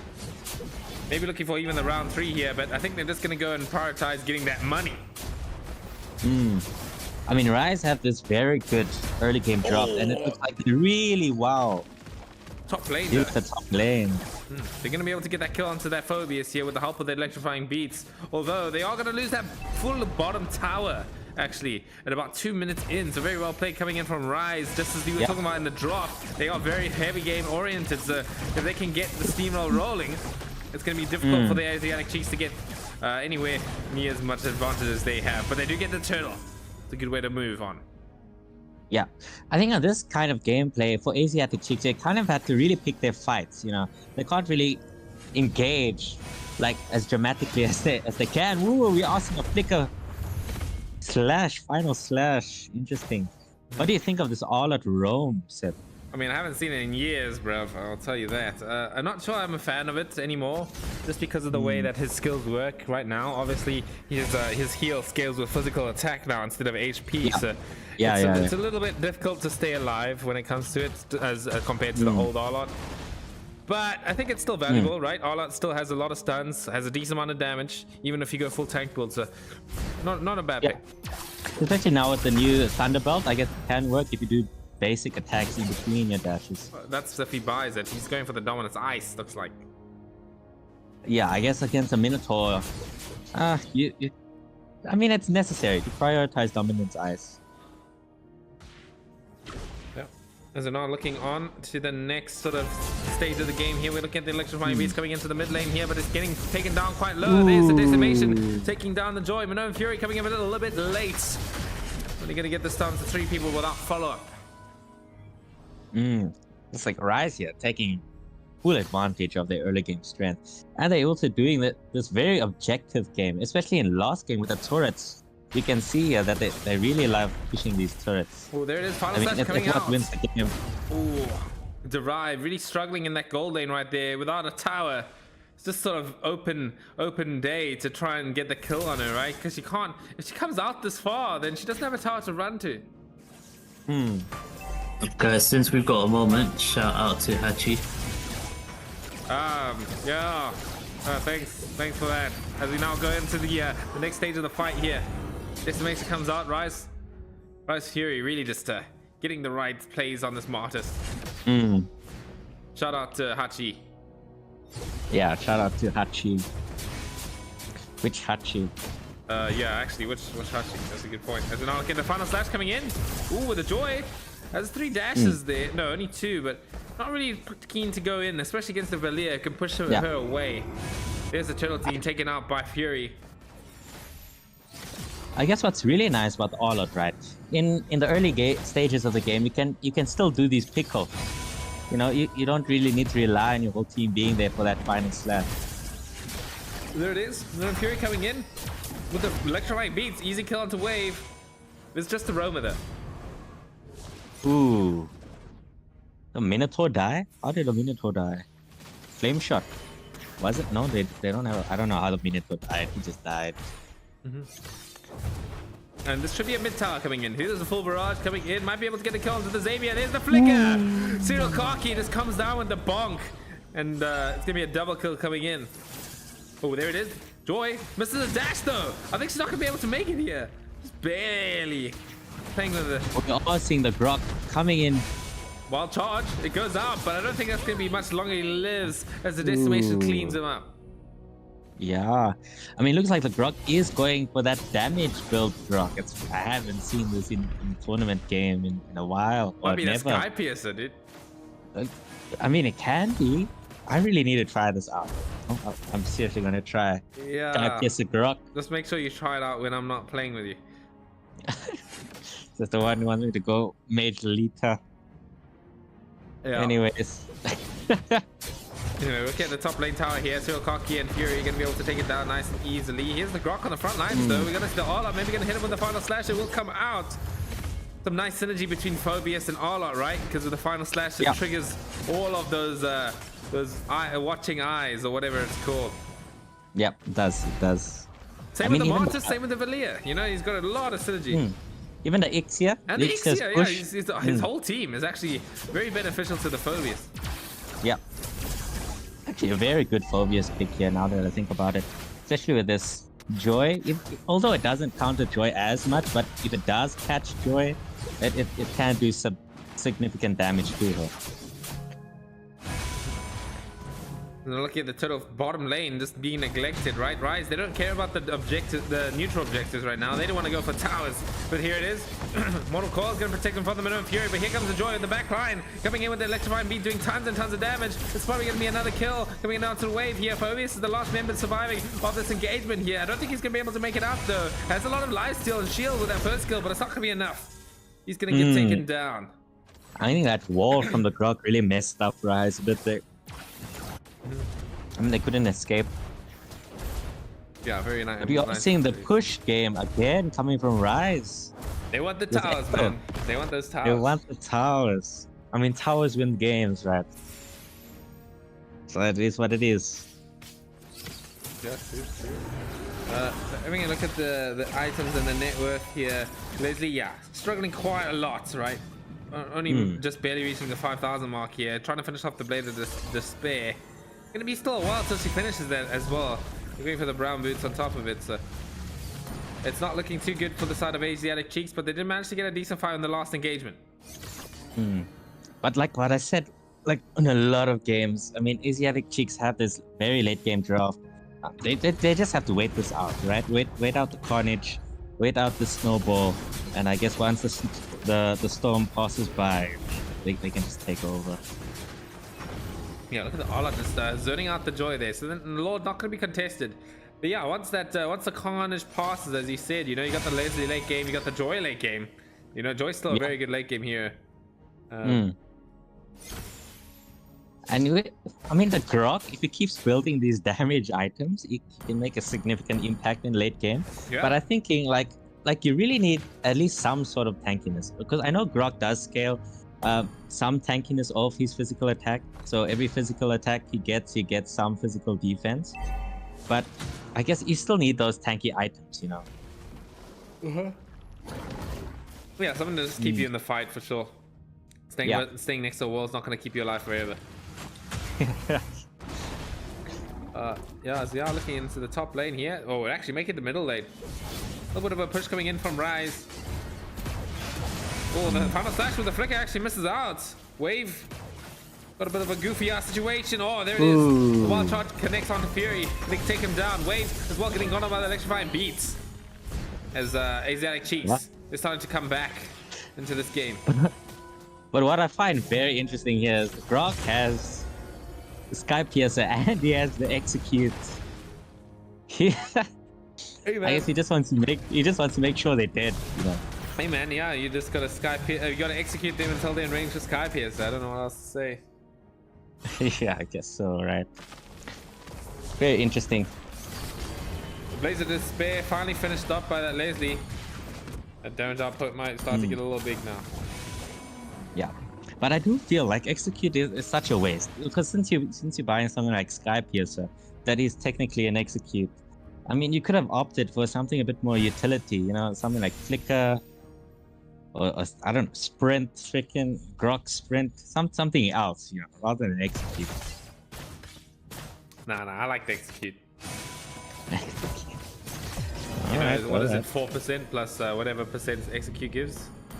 I'm not sure. It's a 13% lost HP, dude. So yeah, I mean, execute. You can execute them from half HP and they're dead. No, I'm kidding. All right, perhaps I should try it out before I say anything. But like, honestly, I think it's a waste. But anyway, we're looking at a pretty stagnant game here. Rise, they're having quite a lot of difficulty pushing this high ground now, as Asiatic Cheeks have proven that they can defend this. I mean, they have won some team fights, you know, so they're not entirely out of the game yet. Especially with the help of the Xavier, right? That's probably going to be the biggest factor of the high ground, right? It's going to be that Xavier just spamming those abilities, making sure they can't approach it. But we are looking at the Lord here. They're probably going to wait for that 12-minute Lord so that they can get that charge onto the tower. No, that doesn't look like they. No. Yep, they are gonna be waiting for that Lord. But anyway, the Phobius here in a lot of danger. I guess his job is just to distract them, right? Yeah, there's the electrifying beats. No living through that. We are going to see the Sky Piercer coming out into action. 9999 damage. 99. No, that's 4 9s, right? Yeah. Yeah, I mean, you gotta give it to this Grok. He's actually doing quite well. With that double execute, I suppose. There it is. It is going to be that Lord getting taken out. So, Rise, they have an opportunity to end here. But are they going to be able to pull through with it? I feel like if they don't pull through now, it's going to start getting rough at that point. You know, it's still in Rise's hands at the moment, right? It's still like they're in an advantage. But yeah, as soon as they don't win right now, it's going to start getting really rough. Yeah. Especially now, it's hitting that 12-minute mark, you know. Like these late game here start popping off, like the Leslie, the Xavier. I mean, but like what you said, the Joy late game isn't too bad as well. So yeah, we'll be seeing a little bit of a harder game for Rise. But yeah, it looks like they are trying to sink these waves. Top lane comes in. Oh! Grok comes in with the big play against Ixia. I kind of missed that one. But very well played. I mean, that's already a start. Fury comes in, lands on 2. And the Joy comes in with the electrifying beats as well. Because it should be able to clean up here right now. The wave gets taken down by the Dawning Light as well. There it is, just as I said, right? They don't manage to get the high ground push and things start becoming really difficult. Because now these late game heroes are online. I mean, they had the right idea, right? They had this idea of taking these turrets. And just look at the map. I mean, Rise took the turrets, but now it's just, I mean, how do you deal with these late game heroes? They don't really have any hero that can pick them off, you know. I guess the Martyrs, but it's really hard for the Martyrs just to get into that back line without like camping, you know. I'm not so sure about this item pick up by Valia. Fleeting time, Valia? Is that a thing? Perhaps it's to enable. Obviously, it's to enable his ult a bit more. I guess maybe it's for the Purify, because his ult does give the Purify for the Minoran Fury. Yeah, Perhaps maybe the wild charge as well, right? But yeah. It's just bad options. I guess so, but I guess it's understandable. You know, he wants his enhanced skills. So. We are looking into the sort of area where Asiatic Chiefs, they want to start pushing at some point. They maybe want to win one more team fight, and they can start getting the towers taken down. I think Rise's like hope for late game is this Ixia. I mean, Ixia is like such a strong marksman. She scales really well early. Late game she's also pretty good. I mean, as long as she doesn't get picked off, which she does. Just as you said it, right? We're lucky now. Yeah. No Fury coming in, taking the kill onto all arts as well. So, Caster's Curse, nice jinx, bro. Crazy. I mean, especially with this Leslie, man, this true damage it's really gonna make a mark on this all out as well as this Phobius. It's really hard to engage if you're getting true damage the whole time. So. Here it is. Fury misses out on that Usher Teeth. What I want to see now is a Sky Piercer Leslie. That's actually insane. I wanted to see the Sky Piercer Martyrs, dude. Sky Piercer. I wanted to see that happen. Sky Piercer Martyrs with Execute. With Execute, yeah. Yeah. And then Die Hit as well. You know if it was and wrong. Die Hit as well. Oh my god. What the hell, man. Okay, but here it is. Now the Cheeks, they have the opportunity to push here. We are seeing that Phobius coming into play with the help of his team, making them move around. There's a big full barrage coming in as well. Derive needs to start running, but there's the electrifying beats. It's going to be enough. No, it's not. Zero Cocky will get the kill. As the Cheeks now regret the push attempt there. Oh, here it is. Ooh, here's Grok. Grok comes in, big damage. Assassin Grok. Execute. Oh, but he gets taken out. Yeah. I mean, it is a bit worth it, but I mean, Asiatic chicks should have chose their fight a little bit better. No, there's nothing much you can do. I mean, that Ixia ult just zoned their team out entirely. So I guess that's the thing. You just have to deal with the Ixia first. Yep. 'Cause, yeah, we're now looking into the sort of a late game situation by both of the teams. But yeah, I mean, I have full faith in this assassin Grok, dude. He's gonna just chill in those bushes, get the kills, and it could be quite nice. Yeah, I mean, the Joy obviously still also needs to be quite careful approaching these team fights. Does not want to get picked off like that last time. But so on the side of Rise, you know, the Martyrs is just gonna have to suffer, right? He's not that late game hero. And he's gonna have to play it really, really carefully in these team fights, not just become that meat shield. Yeah. I mean, this is... Yeah, sure. Well, this is the time when Martha starts building these tanky items, right? I mean, we do see him here with the Twilight Armor, a bit of a counter for that Leslie. But still, they're just lacking that damage output, you know? They need that Ixia to be in every team fight. Oh, but you're coming in from Lazy. You see the Grok? Oh, the Grok! I can't see. I'm looking at him. He wants to go in. Oh, big damage coming in from the Xavier here. The wild charge might come out now as well. It's gonna be close. Yeah, he's just walking in there. Doesn't care about a thing. He's just gonna do half of Ixia's damage. There it is. The big wild charge just completely blows her up.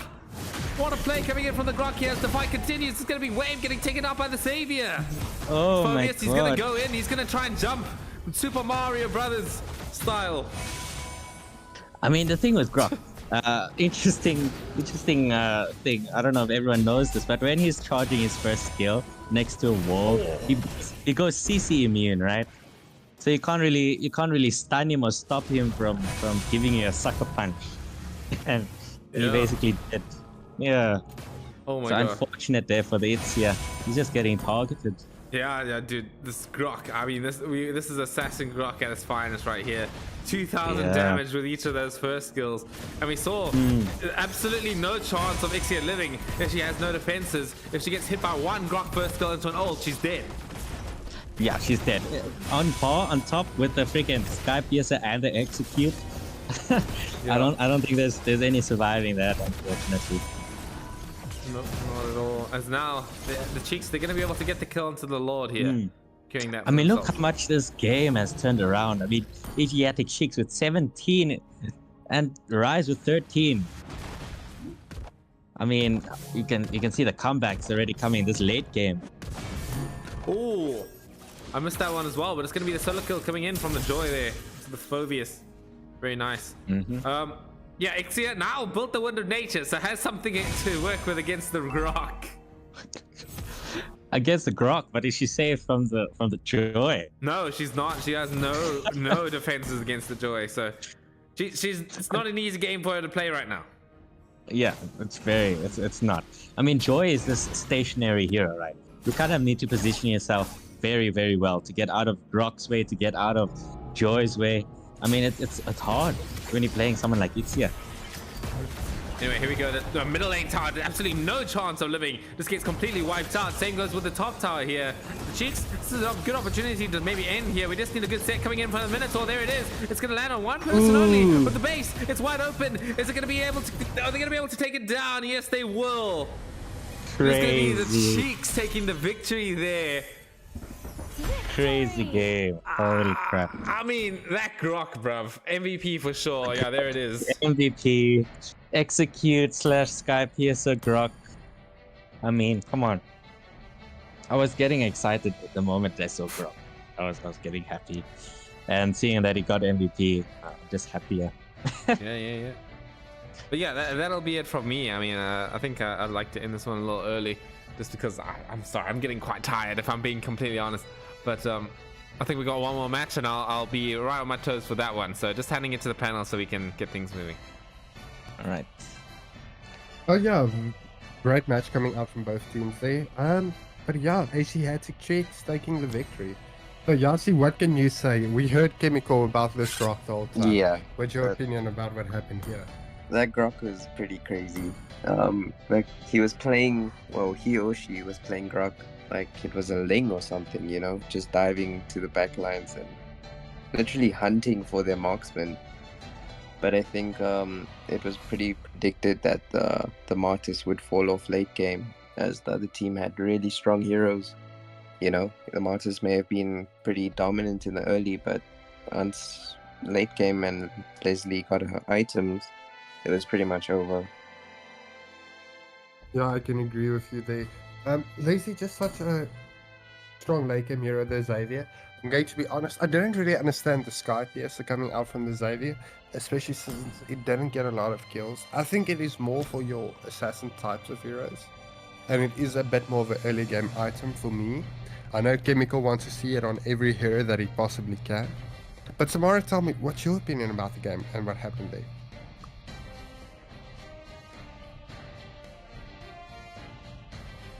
Okay, I'm guessing Samara isn't here to hear us. No, So- I think Bruh. it was fine. Should they kick him? Someone needs to kick someone. I'm supposed to commentate this. I can't come to the top there. I'm currently What? in. Where are you? I'm the bottom middle, right What the side heck? middle. Okay, okay. Wait, let me get out, and then someone from their team has to go. Then maybe you can Okay, sort no, out I now. left. What? Who's everyone in the lobby? Yeah, can I come back? Sec, can you invite me back, please? No space. Why are they swapping? Oh my god. Oh my god. Okay, wait. Let me get.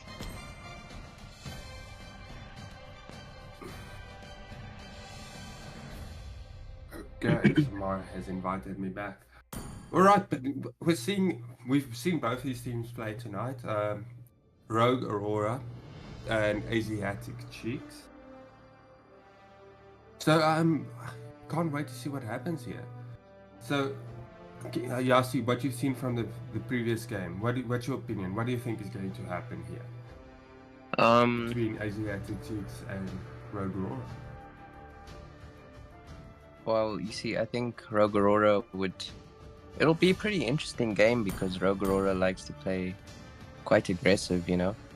And it really depends on the late game here because I'm pretty sure it would probably go to late game due to them, Rogue Aurora, not really prioritizing objectives, you know?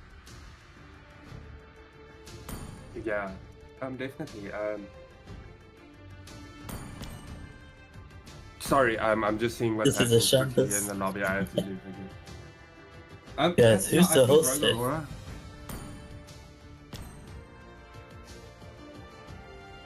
You can come back, No, Fluffy. actually, yeah. All right. Okay. So what I wanted to say is right. We're looking at these teams now.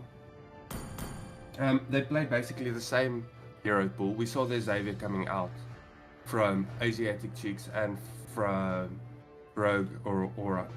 So I think it's going to be an interesting game coming through. We're going to see maybe there's some of the same heroes coming out from both sides or same picks, so maybe going to mess with each other's drafts.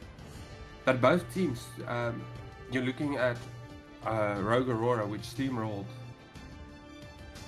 Rise in the earlier stages and Rise came back, and Asiatic Cheeks, which got steamrolled by Rise in the early game, and then they came back. So I think this is going to be a quite interesting game. But yeah, any comments you want to give to us, Samara? I think she's still muted. Yeah, I think she's maybe busy struggling a bit with the drafting. But Yasi, anything you want to say to us before we jump into this game? And what do you think about the band's going to be coming Your out? team is banning. I think maybe an Olive ban or an Esmeralda ban. Grok ban. Oh yeah, Grok ban. Yeah. Yeah, you gotta get rid of that rock execute.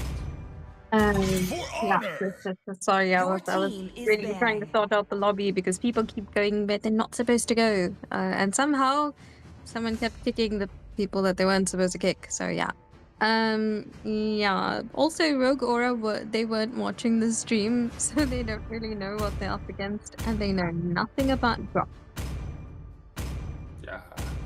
Hoot. Horology is my craft. Diggy is my name. Yeah, I'll sub for you. Who should start with? Minotaur. Do it, We'll you finish Me. off what was left undone. Go ahead. Everyone. Pick me, pick me, pick me. Okay, I'll leave it to Yassi The and King night to do the sky casting. tells all. And me and Samara will handle the battle. picking. Okay, you can unmute us. Okay, jumping back into the draft, we see the Tigreal and Minotaur band coming out. And the Esmeralda and Diggy. Samara, what's your opinion about this? What do you think is going to happen here? Well, I'm not really sure, but these are like pretty standard bans. You know, that tank potential is being banned out by the side of Rogue Aura. And from the side of Asiatic Cheeks, they're banning out the Diggy, which means they want to make room for some set potential. And they also banned out the Esme, so they might also want to go for heroes with shields. And as we can see, they have picked up the Atlas. So at least, you know, the side of Rogue Aura will not be able to have that Diggy available to just counter him. Yeah, I agree with you there. Okay, but the side of looking to pick up the two heroes that Asiatic Cheeks played in the last game, maybe going to look to pick up that Xavier and that Leslie. Would be quite interesting. We do see the Claude being picked up this time from Asiatic Cheeks, so maybe just a bit more of a. I think it's a bit better of a hero for them as well. Give me a target. You just have that mobility with the Claude, and in team fight you can deal a lot of damage. I especially think with the new Winter Crown, it is such a strong item with him as well, since he can ult while using it. So that would be interesting, especially with that Atlas ult. But yeah, seeing the Leslie coming out and the Loi Yi, which was banned, I think, by Rise in one of the previous games. So maybe that was a bit of a counter ban coming out right there. Maybe seeing the... Hopefully we're going to see the Kag, not a hero that gets picked up quite often, but such great damage. Even Skypiece could work on her as well. But yeah, Samara, so do you like it? Yeah, I do like the Kag pick because it is a really strong hero, and like you said, we don't really get to see it so often in tourneys because it's quite a difficult hero to play as well and to master. But yeah, it's really, really good. See value in me? Oh, okay. So we see Veteran ban coming in from the side of Asiatic Cheeks. I don't think they were going to pick up Fredrin on the side of Rogue Aura because Mr. Grey is the jungler and he normally plays like assassins. But I guess they don't really know, so they're just being safe and banning what they don't want to contend with. But I do know my trade. Yeah, I like the bans. Like, obviously, if you don't know you're going to play against, I like the Fred and I like the Barat's ban. Two very strong junglers, and they have the capabilities to carry you through the early game and just help you sustain in the late game, especially since they do have very strong late game heroes coming out from both sides. You have the Leslie and you have the Claude, which really you can see them in their stride in the later stages of the match.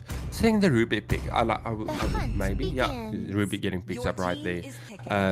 Definitely such a strong pick with that. I can't remember her ultimate's name now at the moment, but yeah, I was expecting Mr. Grey to maybe go up for the Julian, since we did see him play that, and he did very well against Rise with that hero.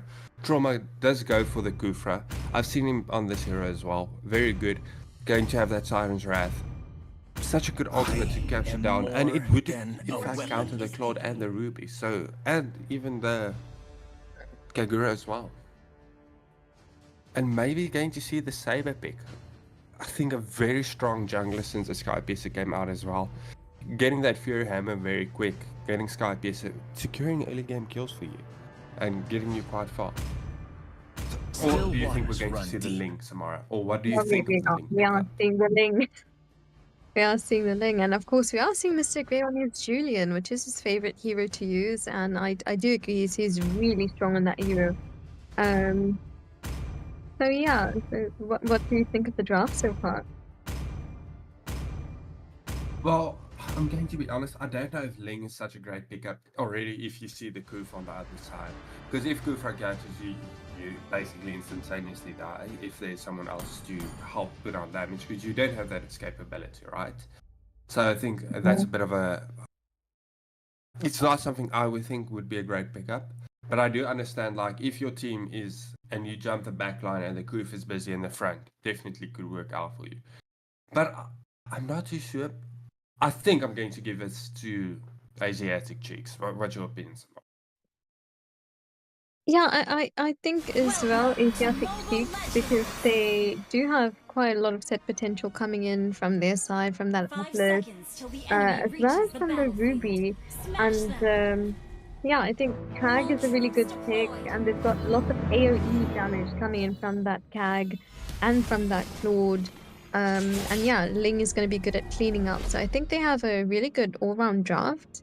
But the side of Rogue Aura as well, they also have like a really good draft, but yeah, it just remains to be seen, and you know, of course, the execution is going to make up for most part of it.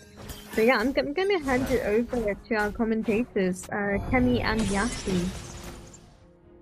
Yeah, what's up, guys? Sorry, Sepulka had some other things to do, so you'll be dealing with me today, and Yasteel. Oh, yes. Sorry, his name is saying. His name isn't Yasteel. It's Yes. Yes. It's Yasoba. So what do you think, Ken? What do you think about the lineup? I mean, the lineup so far, it's very interesting. But honestly, I'm giving it to Asiatic Cheeks. I know that the Ling and the Kufra, I mean, Kufra does counter Ling, but Ling lays his swords in a way that he kind of dances around Kufra's ball, right? But we are seeing the Ling in come in, going to kill. No, he does not get the kill, but we are seeing the Kufra bouncing. But Mr. Grey just popping off those skills. But unfortunately, no kills are going to happen right now. Wow, we are seeing the Ling level 4, Mr. Grey also level 4. I mean, these junglers are jungling very fast. Yeah, we're seeing really quick level 4s here. Yeah, I didn't expect them to be level 4 already, but anyway, it's what it is. But like I said, I mean, Kufra, when he's bouncing, right, Ling can just set his ult in such a way that kind of dances around Kufra's ball, you know, kind of like dances around it, and Kufra can't really catch that. But like I said, if Kufra does catch, Ling is in big danger. I mean, there's nothing Ling can really do there, you know. Yeah. Yeah. But what are you saying about the late game potential? I think they're pretty evenly balanced right now. I mean, late game potential. The Leslie. Late game potential, I have to give it to Asiatic Cheeks here again. I mean, they do have the Ling and the Claude.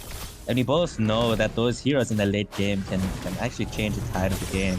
Yeah, and you can't forget the Kagura. She can really burst down someone pretty quickly. Yeah. I mean, we're seeing here at the bot lane. I mean, it's just a standoff. Like, Leslie versus the Claude. I mean, both of them late game heroes. So it's really just a standoff here. Whoever has better skill, I guess, will take this. Or whoever gets the ganks. But we are seeing the Kufra just jumping in there. Waiting for it. And just missing this dude.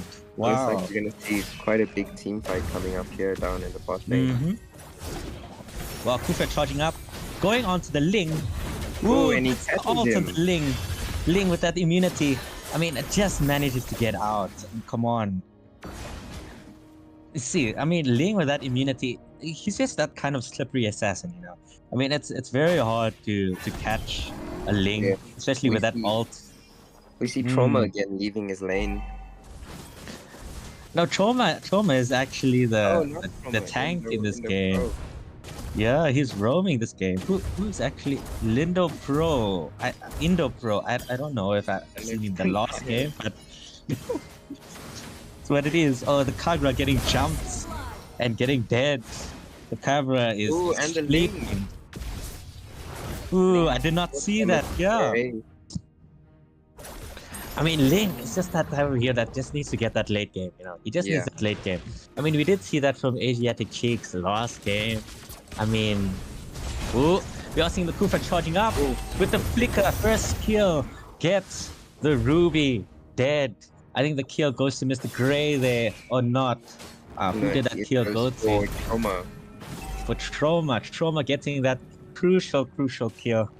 Yeah. I mean, we did see this rough kind of early game coming from Asiatic Chicks on the last game. But we do see from them also that they really know how to turn the game around. You know, they know how to use these late game heroes. And I guess we just have to put faith if they're going to win. But we are seeing Rogue Aura taking advantage of their early game potential with Mr. Gray. Yeah.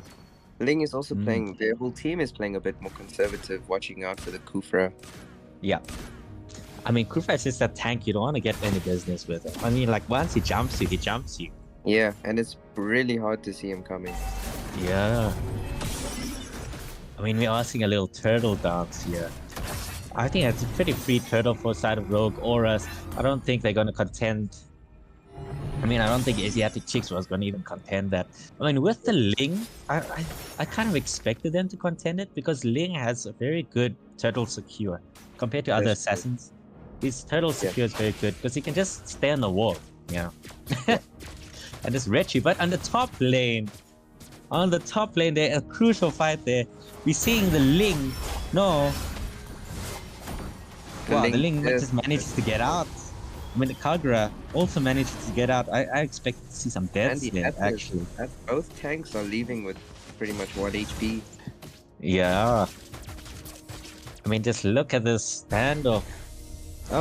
We are seeing that advantage that the Rogue Aura has. I mean, they are taking advantage. But Asiatic Chicks, we can't look down on them now. We did see them win the last game during the late, and we did see them losing the early game. So yeah, we'll still see how it goes. Ling there taking his blue. I expected more pressure on Ling's blue buff, to be honest. Oh yeah, same actually. I mean, Ling is that type of hero that really needs his blue buff, right? Yeah. But I'm sure there was kind of a buff or something that kind of made him a little bit less reliant on blue buff. I could be mistaken. I know it happened to Hayabusa. They made him a bit less reliant on blue buff.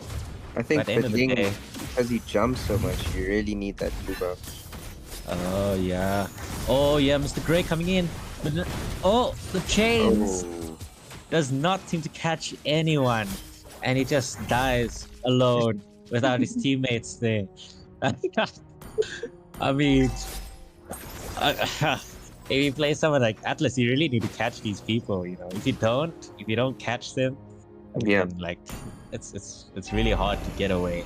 Because we're seeing Atlas Gray already on level 10, looking for level 11 right now after Turtle. They're really taking advantage of this early game that they have here. Seeing a top lane, the Yu Zhong getting picked off slightly, but does not die. Okay, doesn't seem that the Ling was entirely committing there. But in the mid lane, Kagura is alive. He's dead. Kagura is dead.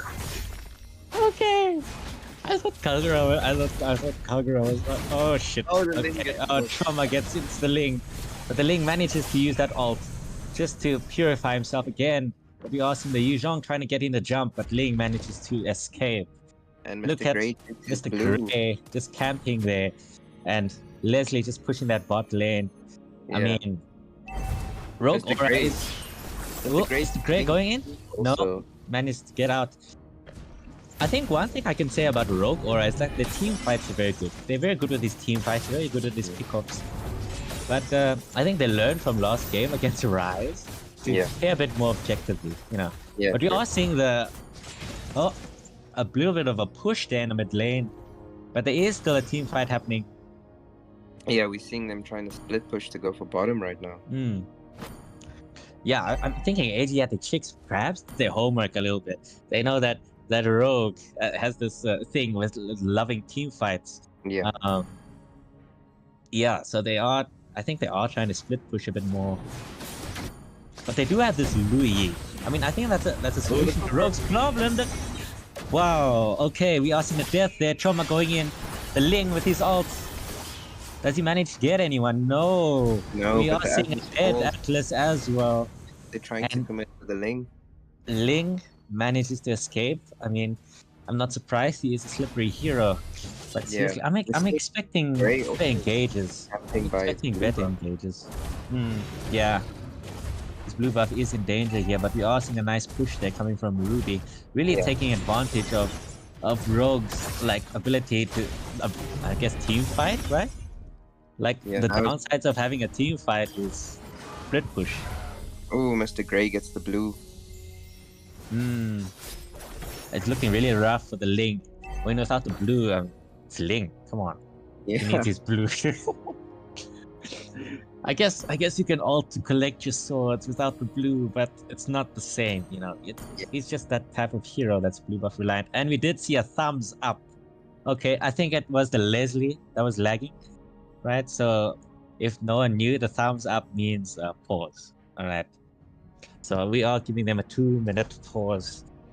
So what do you think of the match so far? Yes. I think with Ling without his blue, he can't really do much except for look for opportunities to maybe snag a kill here and there when someone is low HP. Yeah. But Yeah, definitely. the R squad is really doing a really good job of keeping their entire team pretty much locked in there under their towers. I mean, Rogue Aura, we saw from the first match, they're very good in these team fights, right? They're very good at these team fights, but the downside to this is that the turrets, look at the turrets compared to Asiatic Cheeks turrets. I mean, Asiatic Cheeks, the whole top lane is basically taken, except for the inhibitors. And they're really taking advantage of these objective gameplay. And we did see from the first game that objectives really do win you the games rather than team fights. And I think they see that you can't really pick fights right now because their heroes aren't at that level yet. So they might as well. Yeah, definitely. As I guess, especially with heroes like Ling and heroes like Claude, very slippery heroes that can get away very easily. They're very good at this split push game. But I think the counter to that the Rogue Aura squad has is that Luo Yi, you know, with the teleport. That's can true. just teleport to the other lane to just catch up to those split push lanes. But we are back into the game. Looks like Mr. Grey wants to start the turtle, and I'm hoping that the Leslie is live. She is walking towards the turtle, so that's not an AFK characteristic. So yeah, looks like she's back. And they are forcing the Lord here. I don't think Asiatic Cheeks are going to even contend. I mean, can they contend? I think they're just going to try and get that top tower, but we see the Louis coming in with a whole team. Ooh, what a kill from the Louis, from that split pushing menace of a Ruby. I mean, like what I said, Louis is kind of Rogue Aura's counter to those split push, you know. Yeah. They can just teleport to wherever the split pusher is and just deal with them, and then that's it. But we are seeing the Ling and the Claude trying to take care of this Lord as soon as possible before the Lord gets into their turrets. Yeah, no one is actually paying attention to that. Yeah, they all want to just end. We're seeing Trauma charging up, not going to contend. Indo Pro with the people manages to get the kill. Oh, if no one knows, I mean the people every time. We're getting the Ruby, dead Ruby. Never mind. But what I said. Okay, what was I saying? The people. Yeah, the Dragon Boy. Okay, you jump. Whenever he does that jump, his second skill, his new voice line, he shouts, "The people." The people. Every time he jumps, it's hilarious. The people. You should try. The people. But anyway, let me not get too excited. That's the only reason why I like playing that hero, is because he shouts the people. We see Ling split pushing like crazy right now. I mean, it's Ling without the blue buff. I mean, what else can you do? You gotta make an advantage for your team, right? You gotta split push and try to do what you can, I guess. But he managed to get his blue buff, actually. Yeah, he does manage to get his blue buff. But we are seeing the teleport coming in. Trauma going in. Misses the first kill. Wow. I mean, if that was a hit, Ling would be dead. But if did Leslie not hit. had an ult, it would have been over. Yeah. If Leslie had an ult, even he would have been dead. But he's not. He manages to recall right by the inhibitor tower. Yeah. I could have just walked, but anyway, he's Link. He doesn't walk, he jumps. Yeah. You go. I think the Kufra is making a lot of the plays for their team Hmm. compared to the Atlas on the enemy. Yeah, I mean, Kufra is having such an impact. He does counter Ling. He Yeah. does counter the Ruby's passive, I think. Yeah. If Ruby, I mean, passive dashes towards him, I guess, counters his passive. But Kufra is just that kind of tank that's just good all round, you know? It's just a Yeah. good tank all round. And I You think can- Atlas is waiting for more of a group goal so he can Yeah. sort of utilize it all. Oh, it looks like Mr. Grey is in trouble there. But the Atlas going in, will he off? No, it's a Kagura Kagura takes him burst. out. Kagura takes him out. Wow, crazy. This might be an advantage to take Lord, perhaps, for the side of Asiatic Cheeks. I'm not sure they can contend. I mean, look at the gold lead. But surprisingly, it's not too bad. It's like 4K. 4K isn't too bad. Yeah. You can still come back from that. So it's not Especially like with the end of the only world. 2 kills on the board, they're actually doing quite a good job keeping up. Yeah, they are.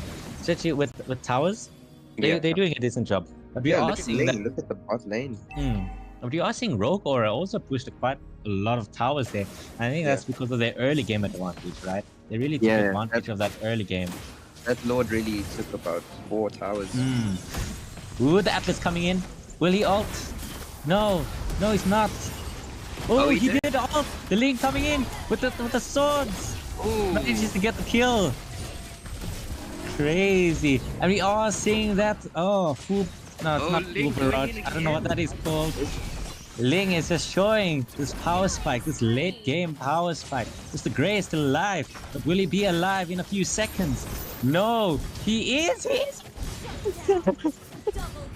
Mr. Grey finally getting taken down. No, yeah, Mr. Grey It's a gets full taken wipe. This is down. what we're talking about. They have such a great late game burst. Yeah, I mean, they're taking advantage of this tower. I mean, if they can end now, it would be great, but I'm not sure if they can end with this Louis, you know? Louis has, I guess, decent wave clear. Yeah. And I think they're probably just scared to get caught in light and dark. And especially with the Leslie coming back alive, coming back online, actually, better word to use. They are taking out the Lord.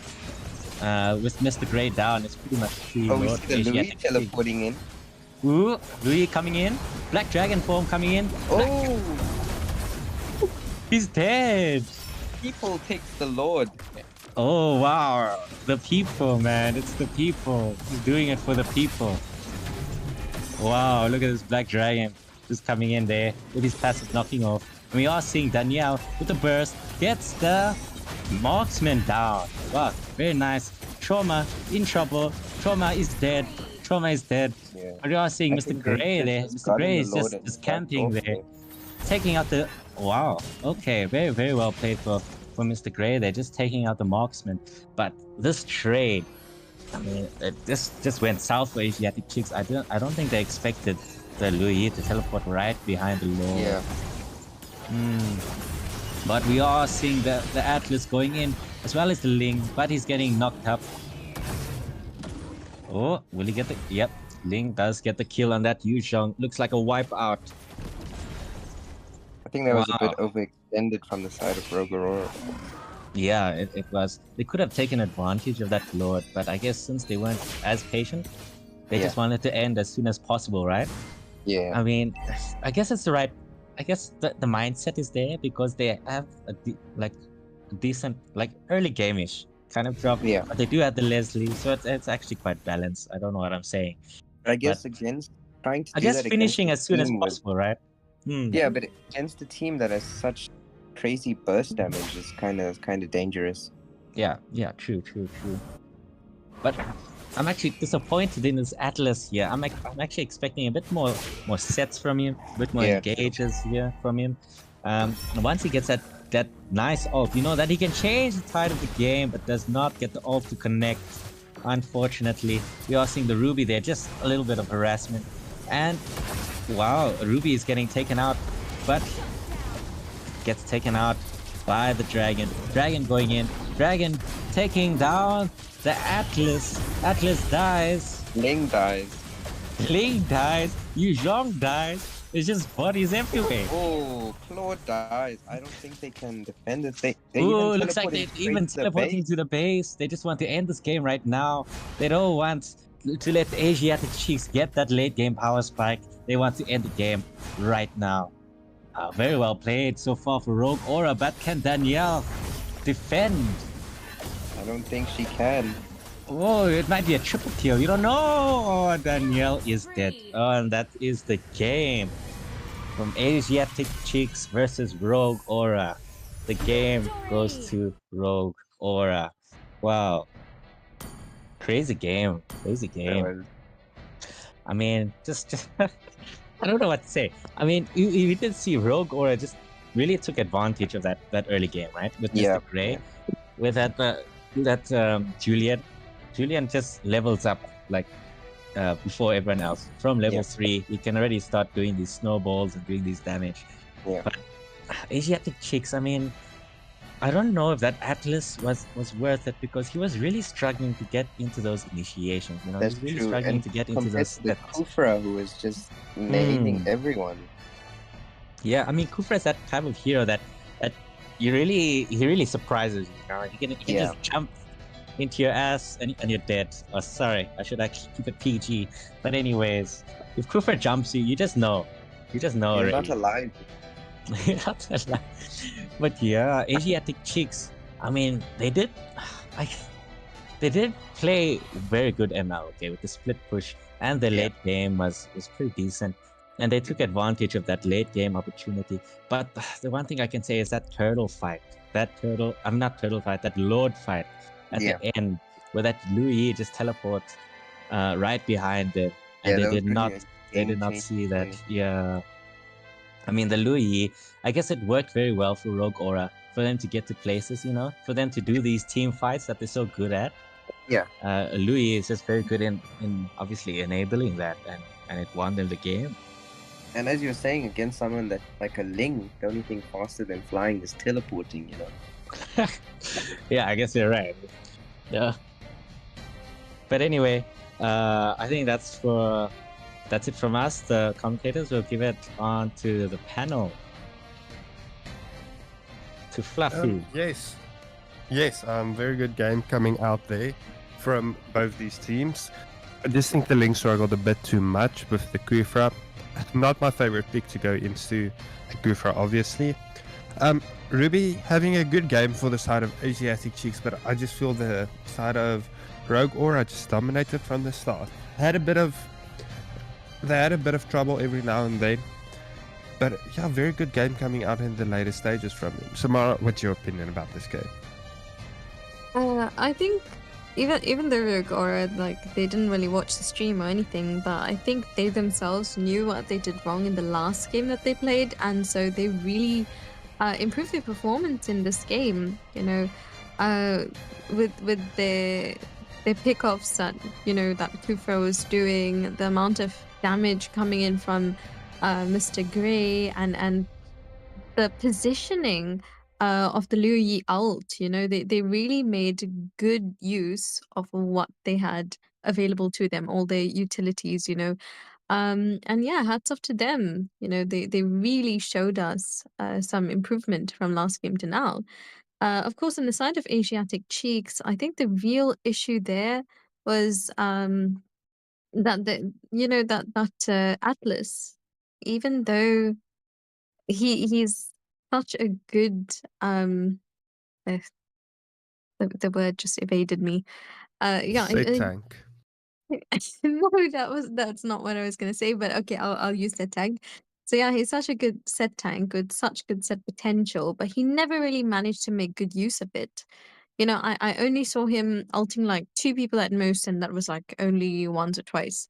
Um, so yeah, I think it's because of that, not enough set potential, and even though they had enough damage, it's just that they didn't layer their skills properly in their team fights, while Rogue Aura was like so team fight oriented.